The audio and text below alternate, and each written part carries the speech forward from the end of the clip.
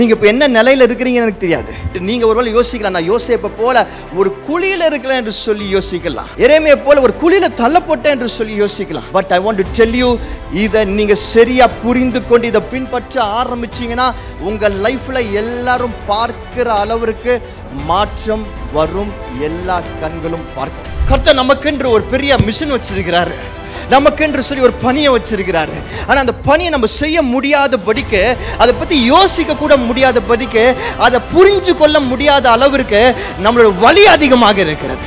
ஆண்டவர் நமக்கான ஆப்பர்ச்சுனிட்டிஸ் நமக்கு அனுப்புறாரு. நம்ம மிஷன் நிறைவேற்ற காரியங்களை நம்ம பீப்புளை நம்ம வாழ்க்கைக்குள்ள அனுப்புறாரு. ஆனால் நம்ம ரியலைஸ் பண்ண மாட்டோம். ஆண்டவர் அமிச்ச மிஷன் ஃபுல்ஃபில்லர்ஸ் இவங்க தான், மிஷன் அக்கம்ப்ளிஷர்ஸ் இவங்க தான், இவங்க மூலமா தான் என்னோட மிஷன் ஃபுல்ஃபில் ஆகுது, இந்த காரியத்து மூலமா என் மிஷன் ஃபுல்ஃபில் ஆகுது என்பதை புரியாம இருக்கிறோம். ஏன்னா கர்த்தர் நம்ம மேல வச்சிருக்கிற வார்த்தையை நம்ம புரிஞ்சுக்கல.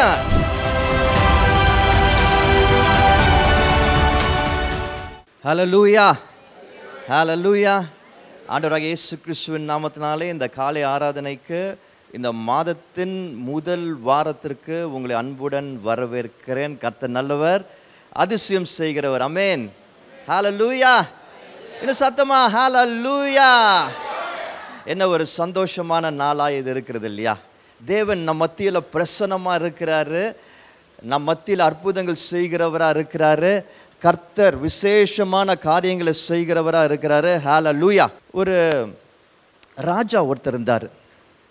அந்த ராஜாவுடைய அரண்மனையில் ராஜாவுக்கு ரொம்ப ரொம்ப முக்கியஸ்தராக, அந்த ராஜ்யம் நன்றாக செயல்பட, for the kingdom to effectively be operational, அவரோடு கூட ஒரு மந்திரி இருந்தார் ஆரம்ப நாட்கள் இருந்து. a very senior person. இந்த ராஜாவோட அப்பா ஸ்தானத்திலிருந்து அந்த மந்திரி அவருக்கு நிறைய ஆலோசனைகளை சொல்லுவார், giving him lot of counsel, wise counsel. அதன் அடிப்படையில் ராஜாவால் நல்ல ஒரு ராஜ்யத்தை அங்கே ஏற்படுத்த முடிஞ்சுது. ஆனால் வயதானதுனால அந்த மந்திரி இறந்து விட்டார். அவருக்கு ஒரே ஒரு மகன் இருக்கிறார். இப்போ இந்த ராஜாவுக்கு பாருங்கள், ஒரு அன்பு இருக்குது அந்த மகன் மேலே, அந்த மந்திரியோட மகன் மேலே. ஏன்னா அந்த மந்திரி ரொம்ப நாள் அந்த ராஜா கூட இருந்ததுனால is got some love for this son. So இந்த பையன் வாலிபனாக இருக்கிறான், இவனை அப்படியே விட்டுடக்கூடாது, இவனுக்கு ஏதாவது ஒரு வேலை கொடுக்கணும்னு சொல்லிட்டு அவரோட அரசாங்கத்தில் அவங்க அப்பா இறந்த பிறகு இந்த பையனுக்கு ஒரு கருணை அடிப்படையில் is giving him some job, ஒரு வேலை, ஒரு மிஷனுக்கு அனுப்புவார். அந்த மிஷன் அந்த அரசாங்கத்தில் ஒரு பொறுப்பில் இருப்பான் அந்த பையன். ஆனால் இந்த பையன் பற்றி ஒரு பெரிய கம்ப்ளைண்ட் எப்போதும் இருந்துகிட்டே இருந்தது.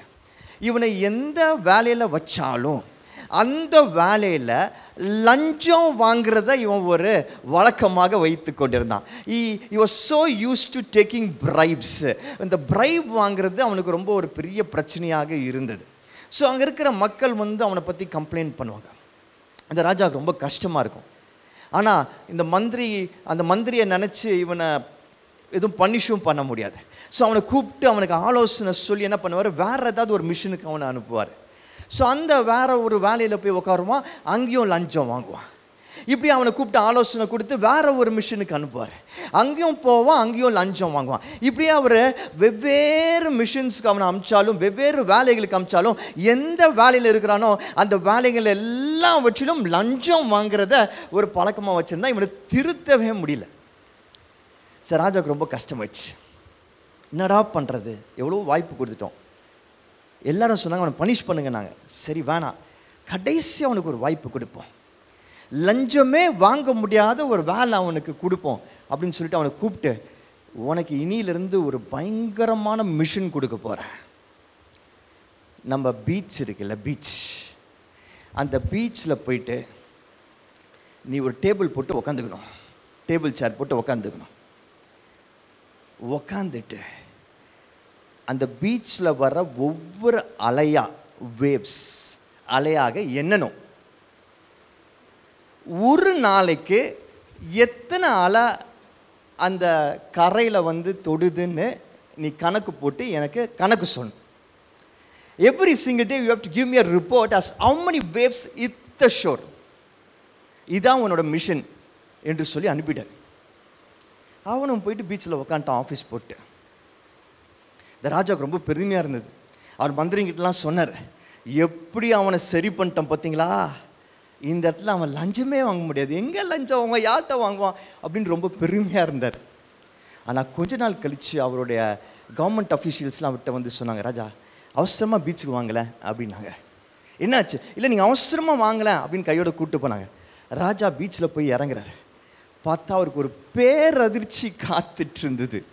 அந்த பீச்சில் இந்த மனுஷன், இவர் ஒரு மிஷனுக்காக அனுப்பிச்சார் தெரியுமா, அந்த மனுஷன் ஒரு பெரிய பங்களா கட்டி கூடியிருக்கிறான்.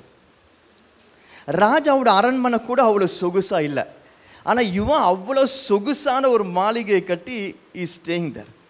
ராஜாவுக்கு தலை சுற்றிடுச்சு.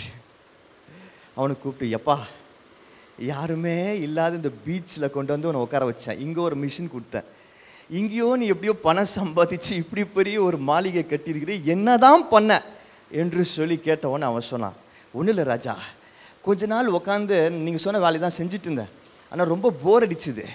அதுக்கப்புறம் என்ன பண்ணேன், இந்த பீச்சுக்கு சின்ன பசங்கள்லாம் வருவாங்க இல்லையா, அவங்க வந்து அலையில் நின்று விளையாடுவாங்கள்ல, அப்போது அவங்களுக்கு கூப்பிட்டு சொன்னேன், பார்த்தியா நான் எதுக்கு தெரியுமா உட்காந்துருக்கிறேன், நான் அரசு அதிகாரி, எதுக்கு தெரியுமா இங்கே உட்கார வச்சிருக்கிறாங்க, ராஜா ஒவ்வொரு அலைக்கும் 1000 ரூபாய், நீங்கள் போய் நின்று ஒரு அலை உங்கள் காலை தொட்டுச்சா 1000 ரூபாய் நீங்கள் கட்டணும், கவர்மெண்ட்டுக்கு டாக்ஸாக வரியாக கட்டணும்.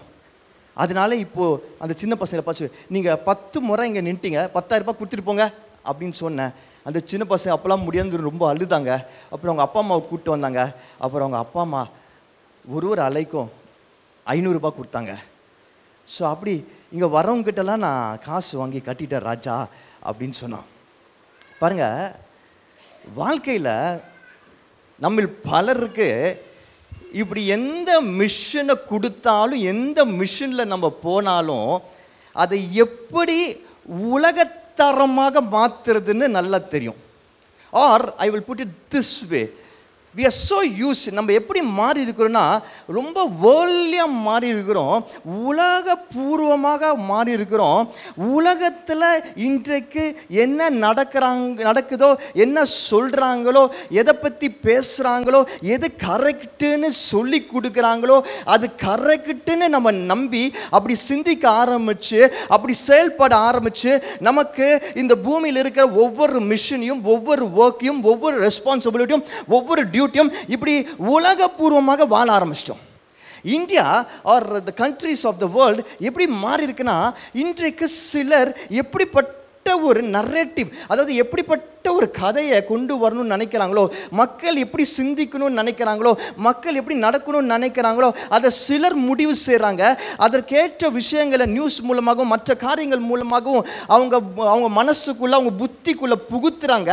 So people have started believing it. அப்படி வாழ ஆரம்பிச்சிட்டாங்க, அப்படி செயல்பட ஆரம்பிச்சிட்டாங்க. we are brainwashed. மூளை சலவை. இன்றைக்கு நம்ம ஏதோ ஒரு வேலைக்கு போனோம்னா, ஏதோ ஒரு காரியத்தில் செயல்படணும்னா நம்ம எப்படி நம்ம சிந்திக்கிறோம், நம்ம மற்றவங்க உலகம் நம்மளுக்கு கற்றுக் கொடுத்த அந்த செயல்பாடில் எப்படி செயல்படணும்னு சிந்திக்கிறோம். பட் யூ நோ வாட், எப்பொழுதுமே நான் அந்த சபைக்கு சொல்லிகிட்டே இருக்கிறது அதான் சத்தியம். இந்த உலகம் தோன்றத்துக்கு முன்னாடி பிதா, குமாரன், பரிசுத்த ஆவி, பரிசுத்த ஆவி அசைவாடி கொண்டிருந்தார் ஜலத்தின் மேலே. அவர் இன்றைக்கும் அசைவாடி கொண்டிருக்கிறார் நம் வாழ்க்கையின் மேலே. குமாரன் வார்த்தையாக இருந்தார், அவர் இன்றைக்கும் வார்த்தையாக நமக்குள்ள இருக்க ஆசைப்படுறாரு. பிதா அனைத்தையும் சிருஷ்டித்தவர், நம் வாழ்க்கையை அவருடைய திட்டத்தின்படி சிருஷ்டித்தவராய் இருக்கிறார்.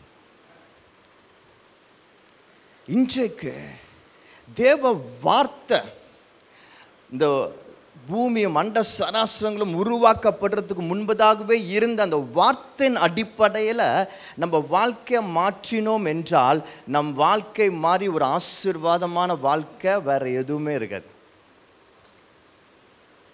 And we are called, we are created with a vision. தேவன் ஒரு தரிசனத்தோடு கூட நம்ம உருவாக்கி இருக்கிறாரு. நான் எப்பொழுது சொல்றது தான், தாயின் வயிற்றில் உருவாக்குவதற்கு முன்பதாகவே அவருடைய சிந்தனையில நம்மை உருவாக்கினார். and that was his vision, and that is vision. அதான் தரிசனம்.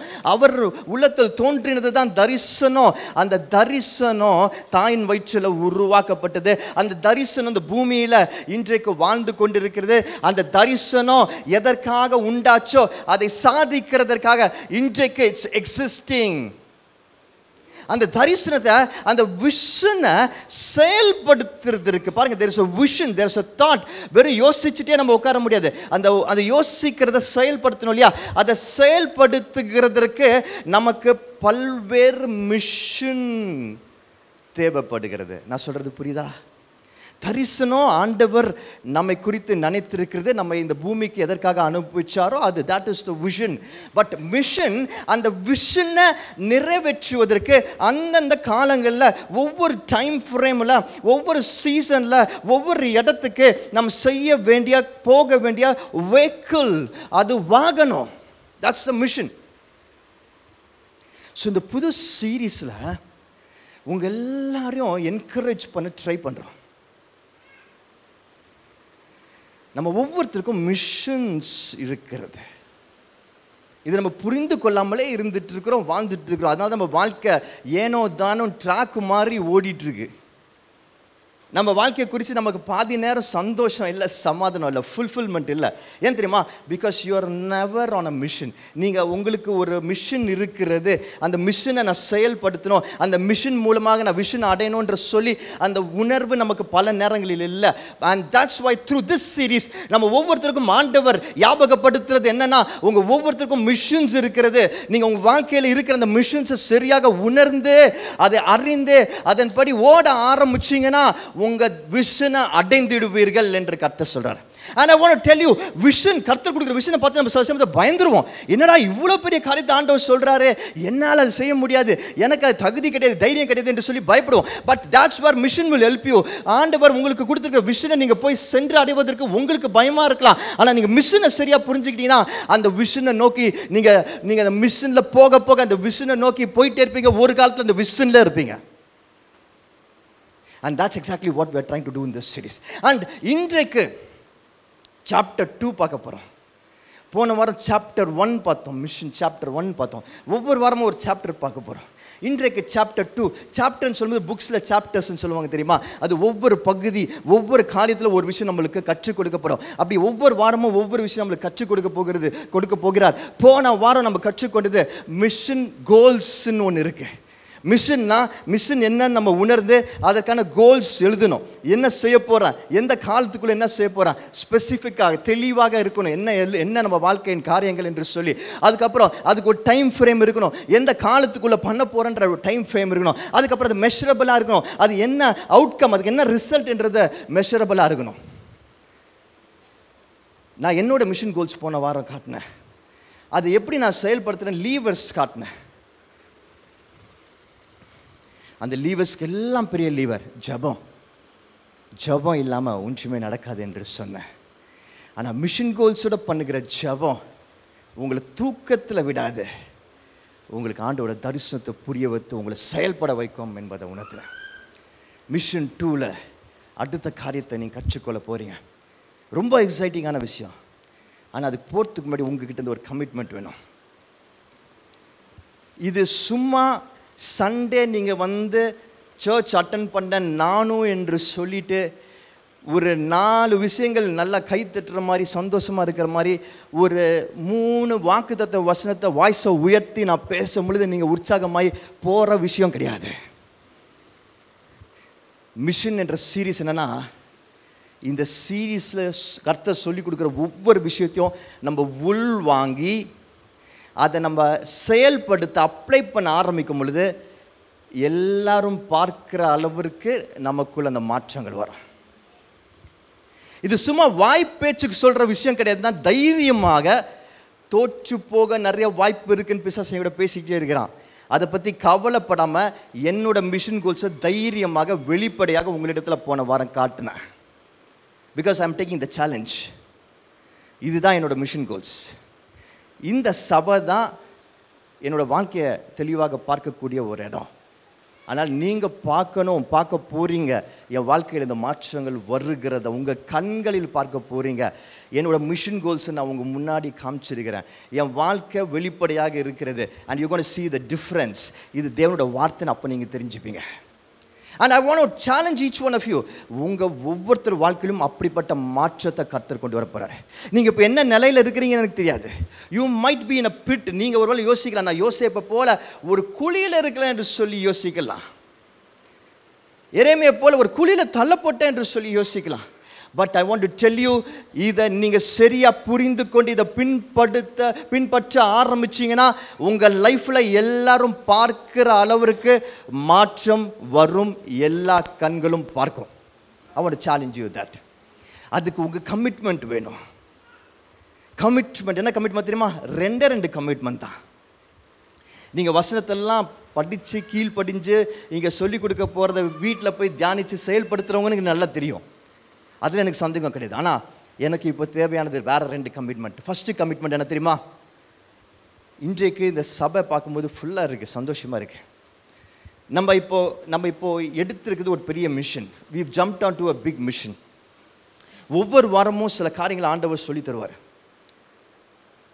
I want you to understand, take it deep inside. ஏன்னா இது அவ்வளோ ஈஸியாக அந்த வசனங்களை ப்ரிப்பேர் பண்ணுறதுல ஆண்டவர் ரொம்ப உலுக்கி எடுத்து தான் எனக்கு இந்த ஒவ்வொரு சம்மனும் கொடுக்குறாரு. There's a lot of efforts behind it, lot of prayers behind it. ஆனால் கர்த்தரிடத்துலேருந்து வருகிறது. ஏன் இது சிறப்பாக வருகிறது? ஏன் I am pudding so much of effortsனா, ஏன்னா I know that this is going to change and transform your life. உங்கள் வாழ்க்கையை மாற்ற போகிறது. அதனால இந்த மிஷன் சீரீஸ் முடிகிற வரைக்கும் தயவு செய்து ஒரு சண்டே கூட மிஸ் பண்ணாதீங்க. I'm telling you, it's going to be transformational.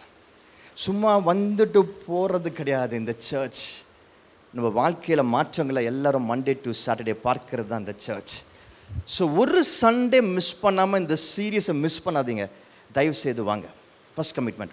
2வது commitment, 1 hour 15 minutes whatever time distract ஆகாதீங்க. முழு கவனம் கர்த்தரோட வார்த்தைக்கு கவனம் வேணும். நம்ம வாழ்க்கையிலே எதுக்கு நம்ம மோஸ்ட் அட்டென்ஷன் கொடுப்போம் அப்படின்னு கேட்டால் நிறைய விஷயங்கள் நம்ம சொல்லலாம். அதில் பீக்கு டாப்பு கர்த்தரோட வார்த்தை தான். அதில் ஒரு செகண்டு கூட சிதறக்கூடாது. ஆனால் அதில் தான் சிதறடிக்கிறதுக்கு பிசாசு பல காரியங்களை செய்வான். If you are distracted, you know very well பிசாசு அதை உங்களை டிஸ்ட்ராக்ட் பண்ணுறதுக்காக செய்கிறான் என்பதை நீங்கள் தெரிஞ்சுக்கலாம். ஒரு செகண்ட் டிஸ்ட்ராக்ட் ஆகக்கூடாது. ஏன்னா I'm telling you, this is sharp, this is powerful. கர்த்தரோட வார்த்தை என்னோட ஆசை ஆண்டவர் எனக்கு உணர்த்தி இருக்கிறது தான். இங்கு உட்காந்துருக்கிற ஒருத்தர் விடாமல் எல்லார் வாழ்க்கையிலும் மாற்றங்கள் வரப்போகிறது. அதாவது நீங்கள் ஒரு 0 பொசிஷன்லேருந்து ஆரம்பிக்கலாம். இன்றைக்கி ஒரு A பொசிஷன்லேருந்து ஆரம்பிக்கலாம். ஒன்றும் இல்லாத ஒரு குழியில் இருக்கலாம். உங்கள் ஹெல்த்தில், உங்கள் ஃபினான்சஸில், உங்களுடைய வாழ்க்கையில், உங்களுடைய சாட்சியில் நீங்கள் ஒரு மோசமான நிலையில் இருக்கலாம். அது நிறைய பேர் கூட தெரியலாம். ஆனால் இந்த சீரீஸ் முடியும் பொழுது நீங்கள் ஒரு பெரிய மாற்றத்தில் கடந்து வர்றதை எல்லாரும் பார்ப்பாங்க, சுற்றி இருக்கிறோம் பார்ப்பாங்க. நான் சொல்கிறேன், நம்ம இனிமேல் இங்கே சாட்சி சொல்கிறதுக்கே டைம் இருக்காது. நம்ம ஒருத்தருக்கு ஒருத்தர் சாட்சி சொல்கிறதுக்கே டைம் பத்தாது. அந்த அளவுக்கு சாட்சிகளை கர்த்தர் நம்ம வாழ்க்கையில் கொண்டு வர போகிறாரு. நான் ரொம்ப தைரியமாக அதை சொல்கிறேன், ரொம்ப சேலஞ்ச் பண்ணி சொல்கிறேன். Because I know the power of the series mission chapter 2. பாருங்கள், இந்த மிஷன் விஷன் சொல்லும் பொழுது போன வாரம் நான் உங்களுக்கு காமிச்சது இதுதான். மிஷன் என்று என்னோட மிஷனை சொன்னேன். ஏன் மிஷனு? இந்த 3 காரியங்கள் அடிப்படையில் ஃபிட்டாக, அதாவது சரீரத்தில் நல்ல பலத்தோட சுகத்தோடு இருக்கிறது முதல் காரியம்.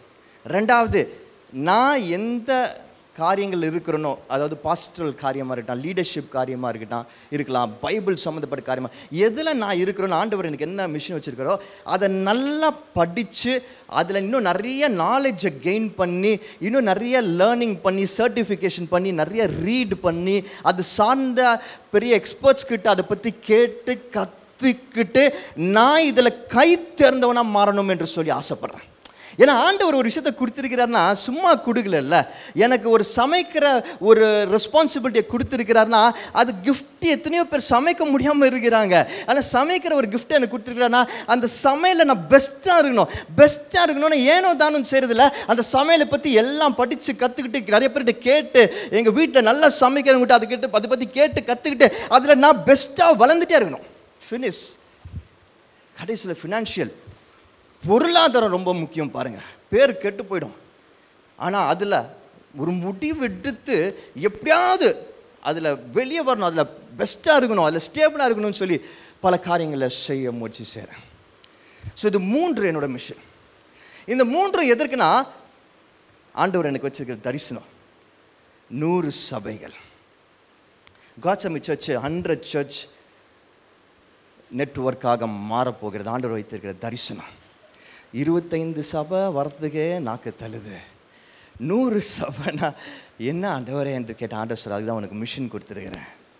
இட்ஸ் நாட் ஈஸி இல்லையா? ஒரு சபைக்கு போதகராக இருக்கிறதே கஷ்டம். நம்ம 100 சபைகளை ஸ்தாபிக்கணும்னா அவ்வளோதான். அந்த 100 சபைகளை ஸ்தாபித்து அதை சரியாக லீட் பண்ணணுன்னா நமக்குள்ளே எவ்வளோ ஸ்ட்ரென்த் வேணும். அப்போது இந்த 3 இந்த மேலே சொன்ன 3 எனக்கு சரியாக இருந்தால் தான் இந்த தரிசனத்தை நான் சரியாக போய் அடைய முடியும். புரியுதா? நம்ம எல்லாருக்கும் ரொம்ப ஆசை இருக்குது, நான் ஒரே நாளில் பணக்காரனாகணும், ஒரே நாளில் இதை பண்ணிடணும், ஒரே நாளில் எல்லாரும் என்னை புகழ்ந்துடணும், ஒரே நாளில் எல்லாரும் என்னை ரெக்கக்னைஸ் பண்ணணும்னு நினைக்கிறோம். ஆனால் அப்படி நம்ம போகிறதுக்கு ஃபஸ்ட்டு நம்மளை நிறையா ஆயத்தப்படுத்தணும். அங்கே போன பிறகு அதை காப்பாற்றிக்கிறதுக்கும் நம்ம சரியாக உருவாக்கிக்கணும். அதுக்கு தான் எனக்கு இந்த 3. ஏன்னா இதுக்கு நான் வரணும்னா இந்த 3ல் நான் ஸ்ட்ராங்காக ஆனால் தான், இருந்தால் தான் இந்த விஷனை சரியாக அடைஞ்சு அங்கே இருக்க முடியும். அதுக்காக அந்த 3 அதான் என்னோட மிஷன். புரியுதா? இப்போ மிஷன் புரிஞ்சிச்சா? இன்னும் பெட்டராக புரியுதா உங்களுக்கு? புரியுதா? இதான் ஆண்டவர் எனக்கு கொடுத்துருக்கிற விஷன், ஆண்டவர் எனக்கு வச்சிருக்கிற தரிசனம். அதை அடைகிறதுக்கு இந்த மிஷன். ஸோ 2027 இன்னும் 3 வருஷம். ஏன் 3 வருஷத்துனா 50 வயசு ஆகும். எனக்கு 50 வயசு ஆகும் பொழுது என் வாழ்க்கையிலே என்னோட பிறப்பிலிருந்து இது வரைக்கும் நான் எவ்வளோ ஃபிசிக்கல் ஃபிட்டாக இருந்தனோ அதில் பெஸ்ட்டாக இந்த 50 வயசு இருக்கும்போது நான் இருக்கணும்னு ஆசைப்படுறேன்.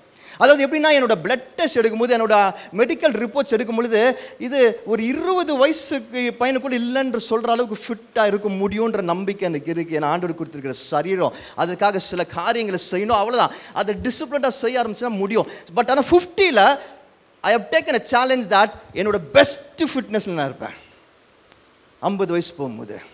50ல் I have taken a challenge that என்னோட பெஸ்ட் நாலேஜில் இருப்பேன். என்னோட பாஸ்டரல் மினிஸ்ட்ரியில் எல்லா காரியங்களும் நல்லா படித்து தெரிந்து கொண்டு லீடர்ஷிப்பில் பெஸ்ட்டு லெவலில் நாலேஜபிளாக இருப்பேன்னு ஒரு சேலஞ்ச் எடுத்துருக்கிறேன். என்னோட 50ல் ஃபினான்ஷியலாக பெஸ்ட்டு லெவலில் இருப்பேன், அவ்வளோ ஸ்டேபிளாக இருப்பேன், நிறைய பேருக்கு உதவி செய்கிற அளவுக்கு இருப்பேன். And that's why the promise of God, நீ கொடுப்ப வாங்க மாட்டேன்ற அந்த காரியத்தை ஆண்டவர் நிறைவேற்ற ஒரு இடத்துல இருக்கணும் என்று ஆசைப்படுறேன் 50ல். ஸோ 50 என்னோட பீக் லெவல், பர்சனலாக நான் பீக் லெவலில் இருக்கும் பொழுது 2030ல், இது 2027ல் இந்த பீக் லெவலுக்கு வந்துட்டேன்னா 2030ல் ஆண்டவர் வச்சிருக்கிற அந்த தரிசனமான 100 சபைகளை பீக் லெவலில் டச் பண்ண முடியுன்ற விசுவாசிக்கிறேன். இப்போ புரியுதா? இதுதான் மிஷன், இதுதான் விஷன், இது ஆண்டவர் கொடுத்துருக்கிற தரிசனம். இதை சென்றடைவது தான் கர்த்தர் எனக்கு கற்றுக் கொடுத்து கொண்டு இருக்கிறத உங்களுக்கும் கற்றுக் கொடுக்க ஆசைப்படுறார். That's why I'm teaching you. And I'm sure if you follow this, you will reach that peak in your life. ஆனால் பாருங்கள், அது அவ்வளோ ஈஸி கிடையாது. கிடையவே கிடையாது. அதையும் சொல்லிடுறேன். ஆண்டவர் கூட அவர் மனசில் யோசித்தார். மேக்ஸ் பிரேம்சன் ஒரு தரிசனம் எனக்கு இருக்குது, இந்த காரியங்களை செய்கிறதுக்காக 100 சபைகளை ஸ்தாபிக்கிற ஒரு தரிசனம் இருக்குது. அதுக்கு மேக்ஸ் பிரேம்சன் ஒரு காரியத்தை ஆண்டவர் யோசித்தார். அவர் யோசித்ததை அவர் தாயின் வயிற்றில் உருவாக்கினார். தாயின் வயிற்றில் உருவாக்கினதை உலகத்துக்குள்ளே கொண்டு வந்தார். ஆனால் உலகத்துக்குள்ளே கொண்டு வந்த பிறகு அந்த தரிசனம் தடுமாறிட்டே இருந்தது. எப்படி? தடுமாறிட்டே இருந்தது. 23 வயசு வரைக்கும் தடுமாறி விழுந்து கதறி ஓடிட்டு இருந்தது, தலை தெறிக்க ஓடி இருந்தது. அவர் நினச்சிருப்பார், ஐயா நான் மனசில் நினச்சது இது கிடையாது, நான் மனசில் நினச்சது இது கிடையாது, இந்த தரிசனம் கிடையாது, இது என்ன தரம் கெட்டு ஓடிட்டுருக்கு அப்படின்னு சொல்லி நினச்சிருக்கலாம். 23 வயசில் ஓரளவுக்கு அது ஸ்டெடியாகி அந்த விசிலுக்கு நேராக கொஞ்சம் வந்துச்சு. அவர் சந்தோஷப்பட்டுப்பார், பரவாயில்ல இப்போ விசிலுக்கு நேராக வருதுன்னு. ஆனாலும் அப்பப்போ தடுமாறிட்டே இருக்கு.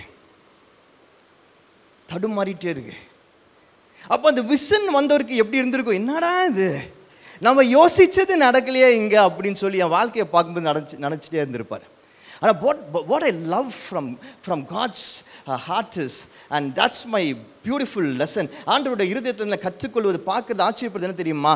அந்த விஷனை அவர் நினச்ச மாதிரி நடக்காட்டியும் அவர் அந்த விஷனை கைவிடவே இல்லை, கைவிடவே மாட்டார். அது தடுமாறி விழுந்து எந்திரிச்சாலும் அவர் விஷன் மாறாது பாருங்க. அவர் தரிசனத்திலிருந்து அவர் பின் வாங்குறது கிடையாது பாருங்க. இந்த மேக்ஸ் பிரேம்சன்ற இந்த விஷனை நான் எப்படி நினைச்சனோ அது செயல்படுற வரைக்கும் நான் விட மாட்டேன். உன்னை கொண்டு நான் கொஞ்சம் சத்தமா, உன்னை கொண்டு நான் செய்ய நினைத்தத நிறைவேற்றும் வரை நான் உன்னை கைவிடுவதில்லை. And that's God's vision. ஆனால் பிசாசு பாருங்க என்ன பண்ணுவான், அந்த விஷன் நிறைவேறாத படிக்கு அவனால் ஆண்டவர்கிட்ட போய் சண்டை போட முடியாது. இல்லை, ஆண்டவர் மனசு மாற்ற முடியுமா? போயிட்டு ஐயா நீங்கள் தப்பு பண்ணிட்டீங்க, இந்த மேக்ஸ் பிரேம்சன் நீங்கள் நினச்ச விஷன் எக்ஸிக்யூட் பண்ண மாட்டான், அவன் சொதப்பிடுவான், அதனால் நீங்கள் கை விட்டுருங்க, நீங்கள் கமலேஷ் எடுத்துக்கோங்க, இந்த அசைன்மெண்ட் கமலேஷ் கொடுத்துருங்க, அவன் நல்லா பண்ணுவான் அப்படின்னு சொல்லி மனசை மாற்ற முடியாது.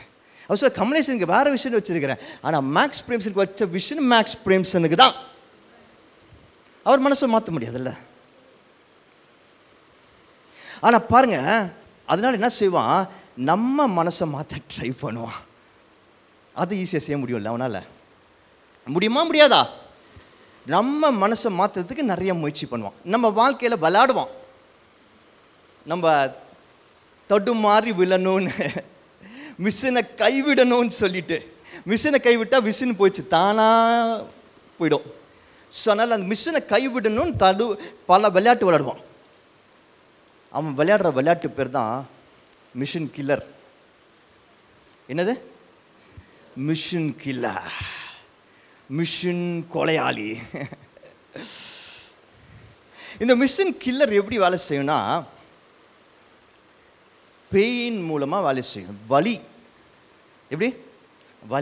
வலி தெரியுமா உங்களுக்குலாம்? வலி தெரியாத மனிதர்கள் யாராக இருக்கீங்களா? இங்கே சபையில் யாராக இருக்கீங்களா? வலி தெரியாது எங்களுக்கு. வலிச்ச உடனே டோலோ 650 போடுறவங்கள நான் கேட்கல. வலியே தெரியாதுன்னு சொல்கிறவங்க யாராக இருக்கீங்களா? இங்கே கொஞ்ச நாளைக்கு முன்னாடி இந்த மிஷின் நான் இறங்கின உடனே எப்படியாவது ஃபிட் ஆகிடணும் அப்படின்னு சொல்லி முயற்சி பண்ணி ஆரம்பிக்கும் பொழுது பல தடைகள், so many struggles, mentally, physically, எல்லா விதத்திலும் தடைகள். எப்படியாவது ஸ்டாப் பண்ணணும். மார்னிங் எந்திரிச்சு ஒரு 30 மினிட்ஸாவது எக்ஸசைஸ்க்கு டைம் ஸ்பெண்ட் பண்ணணும்னு நினைப்பேன். ஸ்பெண்ட் பண்ண பண்ணிகிட்ருக்கேன். ஆனால் சில நாட்கள் எந்திரிக்கும் பொழுது ஏதோ சில காரணத்தினால உடம்புல வலி இருக்கும். அந்த வலி என்ன சொல்லுன்னா, உன்னால் தொடர்ந்து செய்ய முடியாது என்று சொல்லும். அந்த வலி என்ன சொல்லுன்னா, இன்னும் அதை அதிகப்படுத்த போறியா எக்ஸசைஸ் பண்ணி என்று சொல்லும். அந்த வலி என்ன சொல்லுன்னா, இதெல்லாம் எதுக்கு என்று சொல்லும். அந்த வலி சொல்கிறத கேட்கணும்னு மனசு ஆசைப்படும். பெயின் இல்லை, அது ரொம்ப ரியல் இல்லை. வலிக்கிறவங்க தான் தெரியும் அதோட கஷ்டம். வலி சொல்லும் போதும், வலி சொல்லும் ஒரு 2 நாள் ரெஸ்ட் எடுத்துக்கோ என்று சொல்லும். வலி சொல்லும் ஈவினிங் பண்ணிக்கோ என்று சொல்லும். வலி சொல்லும் நாளைக்கு பண்ணிக்கோ என்று சொல்லும். வலி சொல்லும் இல்லை வெங்கடனை நல்லா எக்ஸசைஸ் பண்ணுறாரு, நீ அவரோட சேர்ந்து பண்ணு என்று சொல்லும். வலி இப்படி பல கதைகளை நமக்கு சொல்லும், எக்ஸ்கியூசஸ் நமக்கு கொடுக்கும். ஆனால் நல்லா புரிஞ்சுக்கோங்க, வலி இப்படியாக சொல்லுகிற காரியங்கள் எல்லாம் நம்ம மிஷினை கீல் பண்ணுறதுக்காக மட்டும்தான். வலி சொல்கிற காரியங்கள் சில சமயத்தில் கரெக்ட் இல்லைன்னு உங்களுக்கு தோணும். ஆனால் நல்லா ஞாபகம் வச்சுக்கோங்க, அது உங்கள் மிஷினை கில் பண்ணுறதுக்காக வந்த ஒரு பொல்லாத பிசாசன் காரியம். It comes to steal, destroy and kill. இந்த வலி சொல்கிறத மட்டும் கேட்காதீங்க. ஏன்னா நான் ஒரு விஷயத்தை கற்றுக்கிட்டேன் வாழ்க்கையில். என்ன கற்றுக்கிட்டேன்னா, ரொம்ப பியூட்டிஃபுல்லான ஒரு விஷயம் வாசித்தேன். யாரோ ஒருத்தர் வாசிங்க இங்கிலீஷில்.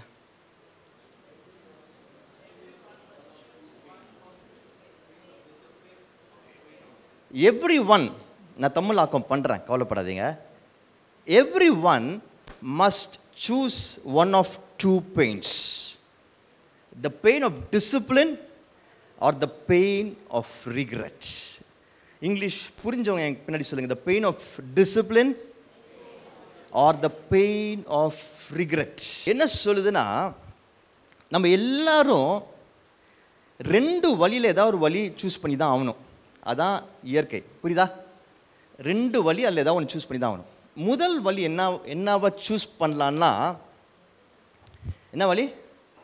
நீங்கள் ஒரு காரியத்தில் செயல்படுறதுக்கு, ஒரு மிஷினில் செயல்படுறதுக்காக உங்களுக்கு ஒரு டிசிப்ளின் வேணும். எக்ஸசைஸ் பண்ணணுன்னா அந்த வெயிட்ஸை தூக்கும் பொழுது ஒரு வலி ஏற்படும். கரெக்டா? ஸோ அந்த வலி ஏற்படும். ஒன்று அந்த வலியை நீங்கள் சூஸ் பண்ணலாம். ஓகே, இந்த வலி நல்லது, இதை நான் இந்த வெயிட்டை தூக்கும் பொழுது என் மசில்ஸு நல்லா ஸ்ட்ரெங்தன் ஆகுது, என் பாடி ஃபிட்டாகுது, அதனால் இந்த வலி நல்லது. இந்த வலி இருந்தால் தான் அது மசிலில் ஒர்க் ஆகுதுன்னு அர்த்தம். ஜிம்முக்கு போனவங்களுக்கு தெரியும், அந்த ட்ரெயினர் உங்களுக்கு கேட்பாங்க, ஒரு எக்ஸசைஸ் பண்ண சொல்லுவாங்க. நீங்கள் பண்ணோட இங்கே வலிச்சுதா அப்படின்னு கேட்பாங்க. வலிக்கலன்னு சொன்னீங்கன்னா திரும்பியும் கரெக்டாக பண்ணுங்கள், நீங்கள் சரியாக பண்ணலன்னு சொல்லுவாங்க. ஏன்னா அது வலிச்சாதான் அந்த மசிலில் ஒரு க்ரோத் வந்திருக்குன்னு அர்த்தம். அப்போ அந்த வலி இருக்கணும். ஸோ அந்த வலி நல்லது. அந்த வலி இருக்கும் பொழுது க்ரோ ஆகுது, ஃபிட்டாகிறீங்கன்னு அர்த்தம். ஒன்று அந்த வலியை சூஸ் பண்ணலாம். இல்லாட்டி இன்னொரு வலி இருக்குது, எனக்கு அந்த வலி ரொம்ப கஷ்டம், அது எனக்கு செட் ஆகாது, என்னால் இதெல்லாம் வலி தாங்க மாட்டேன், நான் ரொம்ப சென்சிட்டிவ் இல்லை அப்படின்னு நீங்கள் சொல்கிறவராக இருந்தால், I give you choice, you can choose the second வலி. அந்த செகண்ட் வலி என்ன தெரியுமா? வெங்கட் பாடி பில்டர் ஆகி பயங்கர ஃபிட் ஆயிடுவார். 50 வயசு ஆயிடுச்சா என்ன உங்களுக்கு? 50 ஆயிடுச்சுல உங்களுக்கு? ஓகே, அவர் பாடி பில்டராக ஃபிட்டாகி செம்ம ஸ்ட்ராங்காக என் முன்னாடி வந்து நிற்பார்.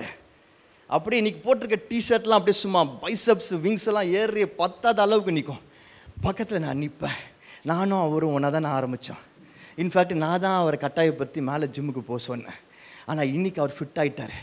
நான் இவ்வளோ கேவலமாக XXL பத்தாத அளவுக்கு சட்டை போட்டு பட்டன் தொப்பை இடிக்க ஒரு பட்டன் போட முடியாத அளவுக்கு அவர் பக்கத்தில் நிற்கும் போது ஒரு வலிக்கும் பாருங்க. புரியுதா நான் சொல்கிற வலி? ஸோ நம்ம சூஸ் பண்ணிக்கலாம். 2 பேரும் ஒன்றா தான் ஆரம்பித்தாங்க, அதனால் அவர் சொல்கிறார். நம்ம டிசைட் பண்ணிக்கலாம். God is a gentleman. நமக்கு சாய்ஸ் கொடுத்துருவார். எந்த வழி உனக்கு வேணும்னு நீ டிசைட் பண்ணிக்கோ. 2 வழி தான், ஆனால் எந்த வழி வேணும்னு நீ டிசைட் பண்ணிக்கோன்னு சொல்லி ஆண்டவர் நமக்கு கொடுத்துருவார். So I have learned it the hard way. ரொம்ப கஷ்டப்பட்டு கற்றுட்டு இருக்கிறேன். வலி டிசிப்ளினால் வர வலி. டிசிப்ளின் என்று சொல்லும் பொழுது நம்மளை புஷ் பண்ணி ஒரு காரியத்தை செய்கிறது. போன வாரம் 7 மணிக்கு சர்வீஸ் சொல்லும்பொழுது 7 மணிக்கு வந்து பார்க்கும் பொழுது church are full. That's called a discipline. I salute each one of you. அது ஈஸி கிடையாது, பட் நீங்கள் உங்களை புஷ் பண்ணீங்க. பங்க்சுவல் டைம்க்கு வரத்துக்கு புஷ் பண்ணீங்க. அதுக்கு நிறைய வலி இருந்திருக்கும், ஆனால் அதை தாண்டி நீங்கள் வந்தீங்க பார்த்தீங்களா? that's what I'm talking about. And அந்த வலியை நீங்கள் தாங்க கற்றுக்கிட்டீங்கன்னா உங்கள் க்ரோத்தை யாராலையும் தடுக்க முடியாது. டிசிப்ளின்ற வலியை தாங்க கற்றுக்கிட்டீங்கன்னா கர்த்தர் வைத்திருக்கிற ஆசீர்வாதத்தை முழுமையாக பெற்றுக்கொள்ள முடியும். And today I want to tell you something. இந்த வலி பல்வேறு விதத்தில் நம்ம வாழ்க்கையில் இருக்கிறது. நமக்குன்னு ஆண்டவர் ஒரு மிஷனை வச்சிருக்கிறார், தரிசனத்துக்கு நேராக போகிறதுக்கு. அது போகக்கூடாதுன்னு தடுக்கிறதுக்கு பிசாசு எப்படி வலியை வச்சு செயல்படுத்துகிறான் என்பதை இந்த வசனங்கள் மூலமாக உங்களுக்கு கொஞ்சம் எடுத்து காண்பிக்க ஆசைப்படுறேன். 1 ராஜாக்கள் 17ஆம் அதிகாரம் 8ஆம் வசனத்திலேருந்து 16ஆம் வசனம் வரைக்கும் வாசிக்க கேட்போம். 1 ராஜாக்கள் 17ஆம் அதிகாரம் 8ஆம் வசனத்திலிருந்து 16ஆம் வசனம் வரைக்கும். அப்பொழுது கர்த்தருடைய வார்த்தை அவனுக்கு உண்டாயிற்று. அவர், நீ எழுந்து சீதோனுக்கு அடுத்த சாரிபாத் ஊருக்கு போய் அங்கே தங்கியிரு. உன்னை பராமரிக்கும்படி அங்கே இருக்கிற ஒரு விதவைக்கு கட்டளையிட்டேன் என்றார். அப்படியே அவன் எழுந்து சாரிபாத்துக்கு போனான். அந்த பட்டணத்தின் ஒலிமுக வாசலுக்கு அவன் வந்த பொழுது அங்கே ஒரு விதவை விறகு பொறுக்கி கொண்டிருந்தாள். அவன் அவளை பார்த்து கூப்பிட்டு, நான் குடிக்கிறதற்கு கொஞ்சம் தண்ணீர் ஒரு பாத்திரத்தில் எனக்கு கொண்டு வா என்றான். கொண்டு வர அவள் போகிற பொழுது அவன் அவளை நோக்கி கூப்பிட்டு, கொஞ்சம் அப்பமும் உன் கையிலே எனக்கு கொண்டு வா என்றான். அதற்கு அவள், பானையில் ஒரு பிடி மாவும் கலயத்தில் கொஞ்சம் எண்ணெயுமே அல்லாமல் என்னிடத்தில் ஒரு அடையும் இல்லை என்று உம்முடைய தேவனாகிய கர்த்தருடைய ஜீவனை கொண்டு சொல்லுகிறேன். இதோ நானும் என் குமாரனும் சாப்பிட்டு செத்துப்போக அதை எனக்கும் அவனுக்கும் ஆயத்தப்படுத்துகிறதற்கு 2 விறகு பொறுக்குகிறேன் என்றாள். அப்பொழுது எலியா அவளை பார்த்து, பயப்படாதே, நீ போய் உன் வார்த்தையின்படி ஆயத்தப்படுத்து. ஆனாலும் முதல் அதிலே எனக்கு ஒரு சிறிய அடையை பண்ணி என்னிடத்தில் கொண்டு வா. பின்பு உனக்கும் உன் குமாரனுக்கும் பண்ணலாம். கர்த்தர் தேசத்தின் மேல் மழையை கட்டளையிடும் நாள் மட்டும் பானையின் மா செலவழிந்து போவதும் இல்லை, கலசத்தின் எண்ணெய் குறைந்து போவதும் இல்லை என்று இஸ்ரவேலின் தேவனாகிய கர்த்தர் சொல்லுகிறார் என்றான். அவள் போய் எலியாவின் சொற்படி செய்தாள். அவளும் இவனும் அவன் வீட்டார் அநேகம் நாள் சாப்பிட்டார்கள். கர்த்தர் எலியாவை கொண்டு சொன்ன வார்த்தையின்படியே பானையிலே மா செலவழிந்து போகவும் இல்லை, கலசத்தில் எண்ணெய் குறைந்து போகவும் இல்லை. Then the word of the Lord came to him, saying, Arise, go to Zarephath, which belongs to Sidon, and dwell there. See, I have commanded a widow there to provide for you. So he arose and went to Zarephath. And when he came to the gate of the city, indeed a widow was there gathering sticks. And he called to her and said, Please bring me a little water in a cup, that I may drink. And as she was going to get it, he called to her and said, Please bring me a morsel of bread in your hand. So she said, As the Lord your God lives, I do not have bread, only a handful of flour in a bin and a little oil in a jar. And see, I am gathering a couple of sticks, that I may go in and prepare it for myself and my son, that we may eat it and die. And Elijah said to her, Do not fear. Go and do as you have said, but make me a small cake from it first, and bring it to me, and afterward make some for yourself and your son. For thus says the Lord God of Israel, the bin of flour shall not be used up, nor shall the jar of oil run dry, until the day the Lord sends rain on the earth. So she went away and did according to the word of Elijah. And she and he and her household ate for many days. The bin of flour was not used up, nor did the jar of oil run dry, according to the word of the Lord which he spoke by Elijah. இந்த ஸ்திரீயோட வலியின் தாக்கம் எதில் தெரிகிறது என்றால், the intensity of her pain எங்கே தெரிகிறது என்றால், அந்த 12ஆம் வசனத்தில் நமக்கு தெளிவாக தெரிகிறது. இந்த 12th verse we can clearly see the pain of this widow. என்ன பெயின், அவளுக்கு எப்படிப்பட்ட பெயின்னா, அவங்க சொல்றா, அந்த தீர்க்கதரிசிகிட்ட சொல்றா, நாங்கள் இந்த கடைசியில் எங்களுக்கு இருக்கிற அந்த கொஞ்சத்தை சாப்பிட்டுட்டு நானும் என் பையனும் செத்துலான்னு முடிவு பண்ணிட்டோன்னா, we want to die, we are planning to die, நாங்கள் சாக போகிறோம். அப்போ அந்த சாக போகிறோன்னு அவள் சொல்கிறதுக்கான அர்த்தம் என்னன்னா, அவளுக்குள்ளே இருந்த என்ன வலி, அது இதுக்கு மேலே என்னால் முடியாது. நாட் ஈவன் ஒன் டே மோர், இன்னும் ஒரு நாள் கூட என்னால் தாங்க முடியாது, இன்னும் ஒரு நிமிஷம் கூட இதுக்கு மேலே என்னால் வாழ முடியாது. I give up. இந்த வலி சில சமயத்தில் கொடியதாக இருக்கிறது. இந்த பெயின் நம்ம பாடியில் அண்டர்கோ பண்ணுற பெயின் இருக்கு பார்த்தீங்களா, சரீரத்தில் சில சமயம் வலி எடுக்கும் தெரியுமா, அது மட்டும்தான் மற்றவங்களுக்கு நம்ம புரிய வைக்க முடியாது. சம்டைம்ஸ் நம்மளுக்கு ரொம்ப க்ளோஸான நிறைய பீப்புள் இருப்பாங்க, சிலர்கிட்ட நம்ம எல்லாத்தையும் ஷேர் பண்ணுவோம், அந்த மாதிரி பீப்புள் இருப்பாங்க. சிலர் நமக்கு ஆலோசனை ஆறுதல் கொடுப்பாங்க, அந்த மாதிரி பீப்புள் இருப்பாங்க. நம்மளுடைய எப்படிப்பட்ட கஷ்டமாக இருந்தாலும், எப்படிப்பட்ட சோர்வாக இருந்தாலும், எப்படிப்பட்ட காயங்களாக இருந்தாலும் அதை அவங்கக்கிட்ட நம்ம ஷேர் பண்ண முடியும். we can share it with them. அவங்கக்கிட்ட சொல்ல முடியும். அவங்கக்கிட்ட சொல்லும் பொழுது அவங்களால நமக்கு ஓரளவுக்கு புரிஞ்சுக்க முடியும். நான் சொல்கிறது புரியுதா? கவனிக்கிறீங்களா? என்ன கவனிக்கிறீங்களா? they will be able to understand what we are telling them. அது நமக்கு சில ஏமாற்றமாக இருக்கலாம், நமக்கு சில கஷ்டமாக இருக்கலாம். ஆனால் நம்மளுடைய ரொம்ப க்ளோஸான அந்த பர்சனால் நம்ம அதை சொல்லும் பொழுது அவங்களுக்கு புரியும் நம்மளுடைய கஷ்டம். ஓ ஓகே, இந்த மாதிரி ஒரு சிச்சுவேஷன் இருக்கிறீங்களா, இப்படி இருக்கிறீங்களான்னு சொல்லி அவங்களுக்கு புரியும். ஆனால் இந்த பெயின் இருக்குது பார்த்தீங்களா, வலி, அது மட்டும் யாராலையும் புரிஞ்சுக்க, அதோட ஃபுல் இன்டென்சிட்டி புரிஞ்சிக்க முடியாது. நம்ம சொல்லலாம், எனக்கு ரொம்ப வலிக்குது, இந்த மசில் ரொம்ப வலிக்குது என்று சொல்லலாம். அவங்களுக்கு அப்போ என்ன புரியும்னா, ஓ ரொம்ப வலிக்குது போல இருக்கு அப்படின்றது மட்டும்தான் புரியும். ஆனால் எவ்வளோ வலிக்குது, அது என்ன பண்ணுது, என் மசிலுக்குள்ளே என்ன பண்ணுது, எப்படி என்ன வாட்டி எடுக்குதுன்ற அந்த இன்டென்சிட்டி யாராக இருந்தாலும் புரியாது. Pain is so difficult. ரொம்ப கஷ்டமான ஒரு விஷயம். அதை சமாளிக்க முடியாமல் எத்தனையோ பேர் இன்றைக்கு மறிக்கும் அளவிற்கு, தங்கள் வாழ்க்கையை முடித்து கொள்ளும் அளவிற்கு யோசிக்கிறார்கள், போகிறார்கள். இந்த விதவையும் அப்படிதான். she felt so much of pain. அவங்களோட வலி என்ன? வறுமை. அவங்களோட வலி என்ன? இயலாமை. அவங்களோட பெயின் என்ன? லேக். அவங்க பெயின் என்ன?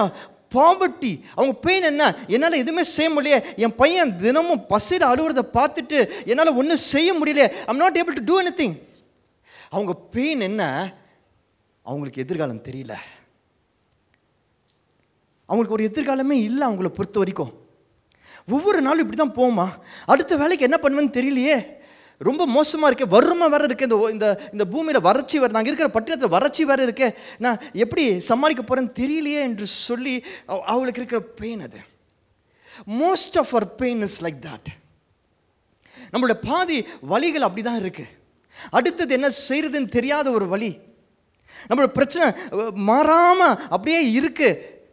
நான் எவ்வளோ தான் தடுமாறி மேலே வரணும்னு நினச்சாலும், நான் முன்னேறணும்னு அடுத்த கால் எடுத்து வச்சாலும் இந்த வலி என்னை விட மாட்டேங்குது. It's coming again and again. நான் ஒரு 2 ஸ்டெப்பு முன்னாடி எடுத்து வச்சேன்னா அது ஒரு ஸ்டெப்பை நான் எப்போதும் இழுத்துக்கிட்டே இருக்கு. It's pulling me down.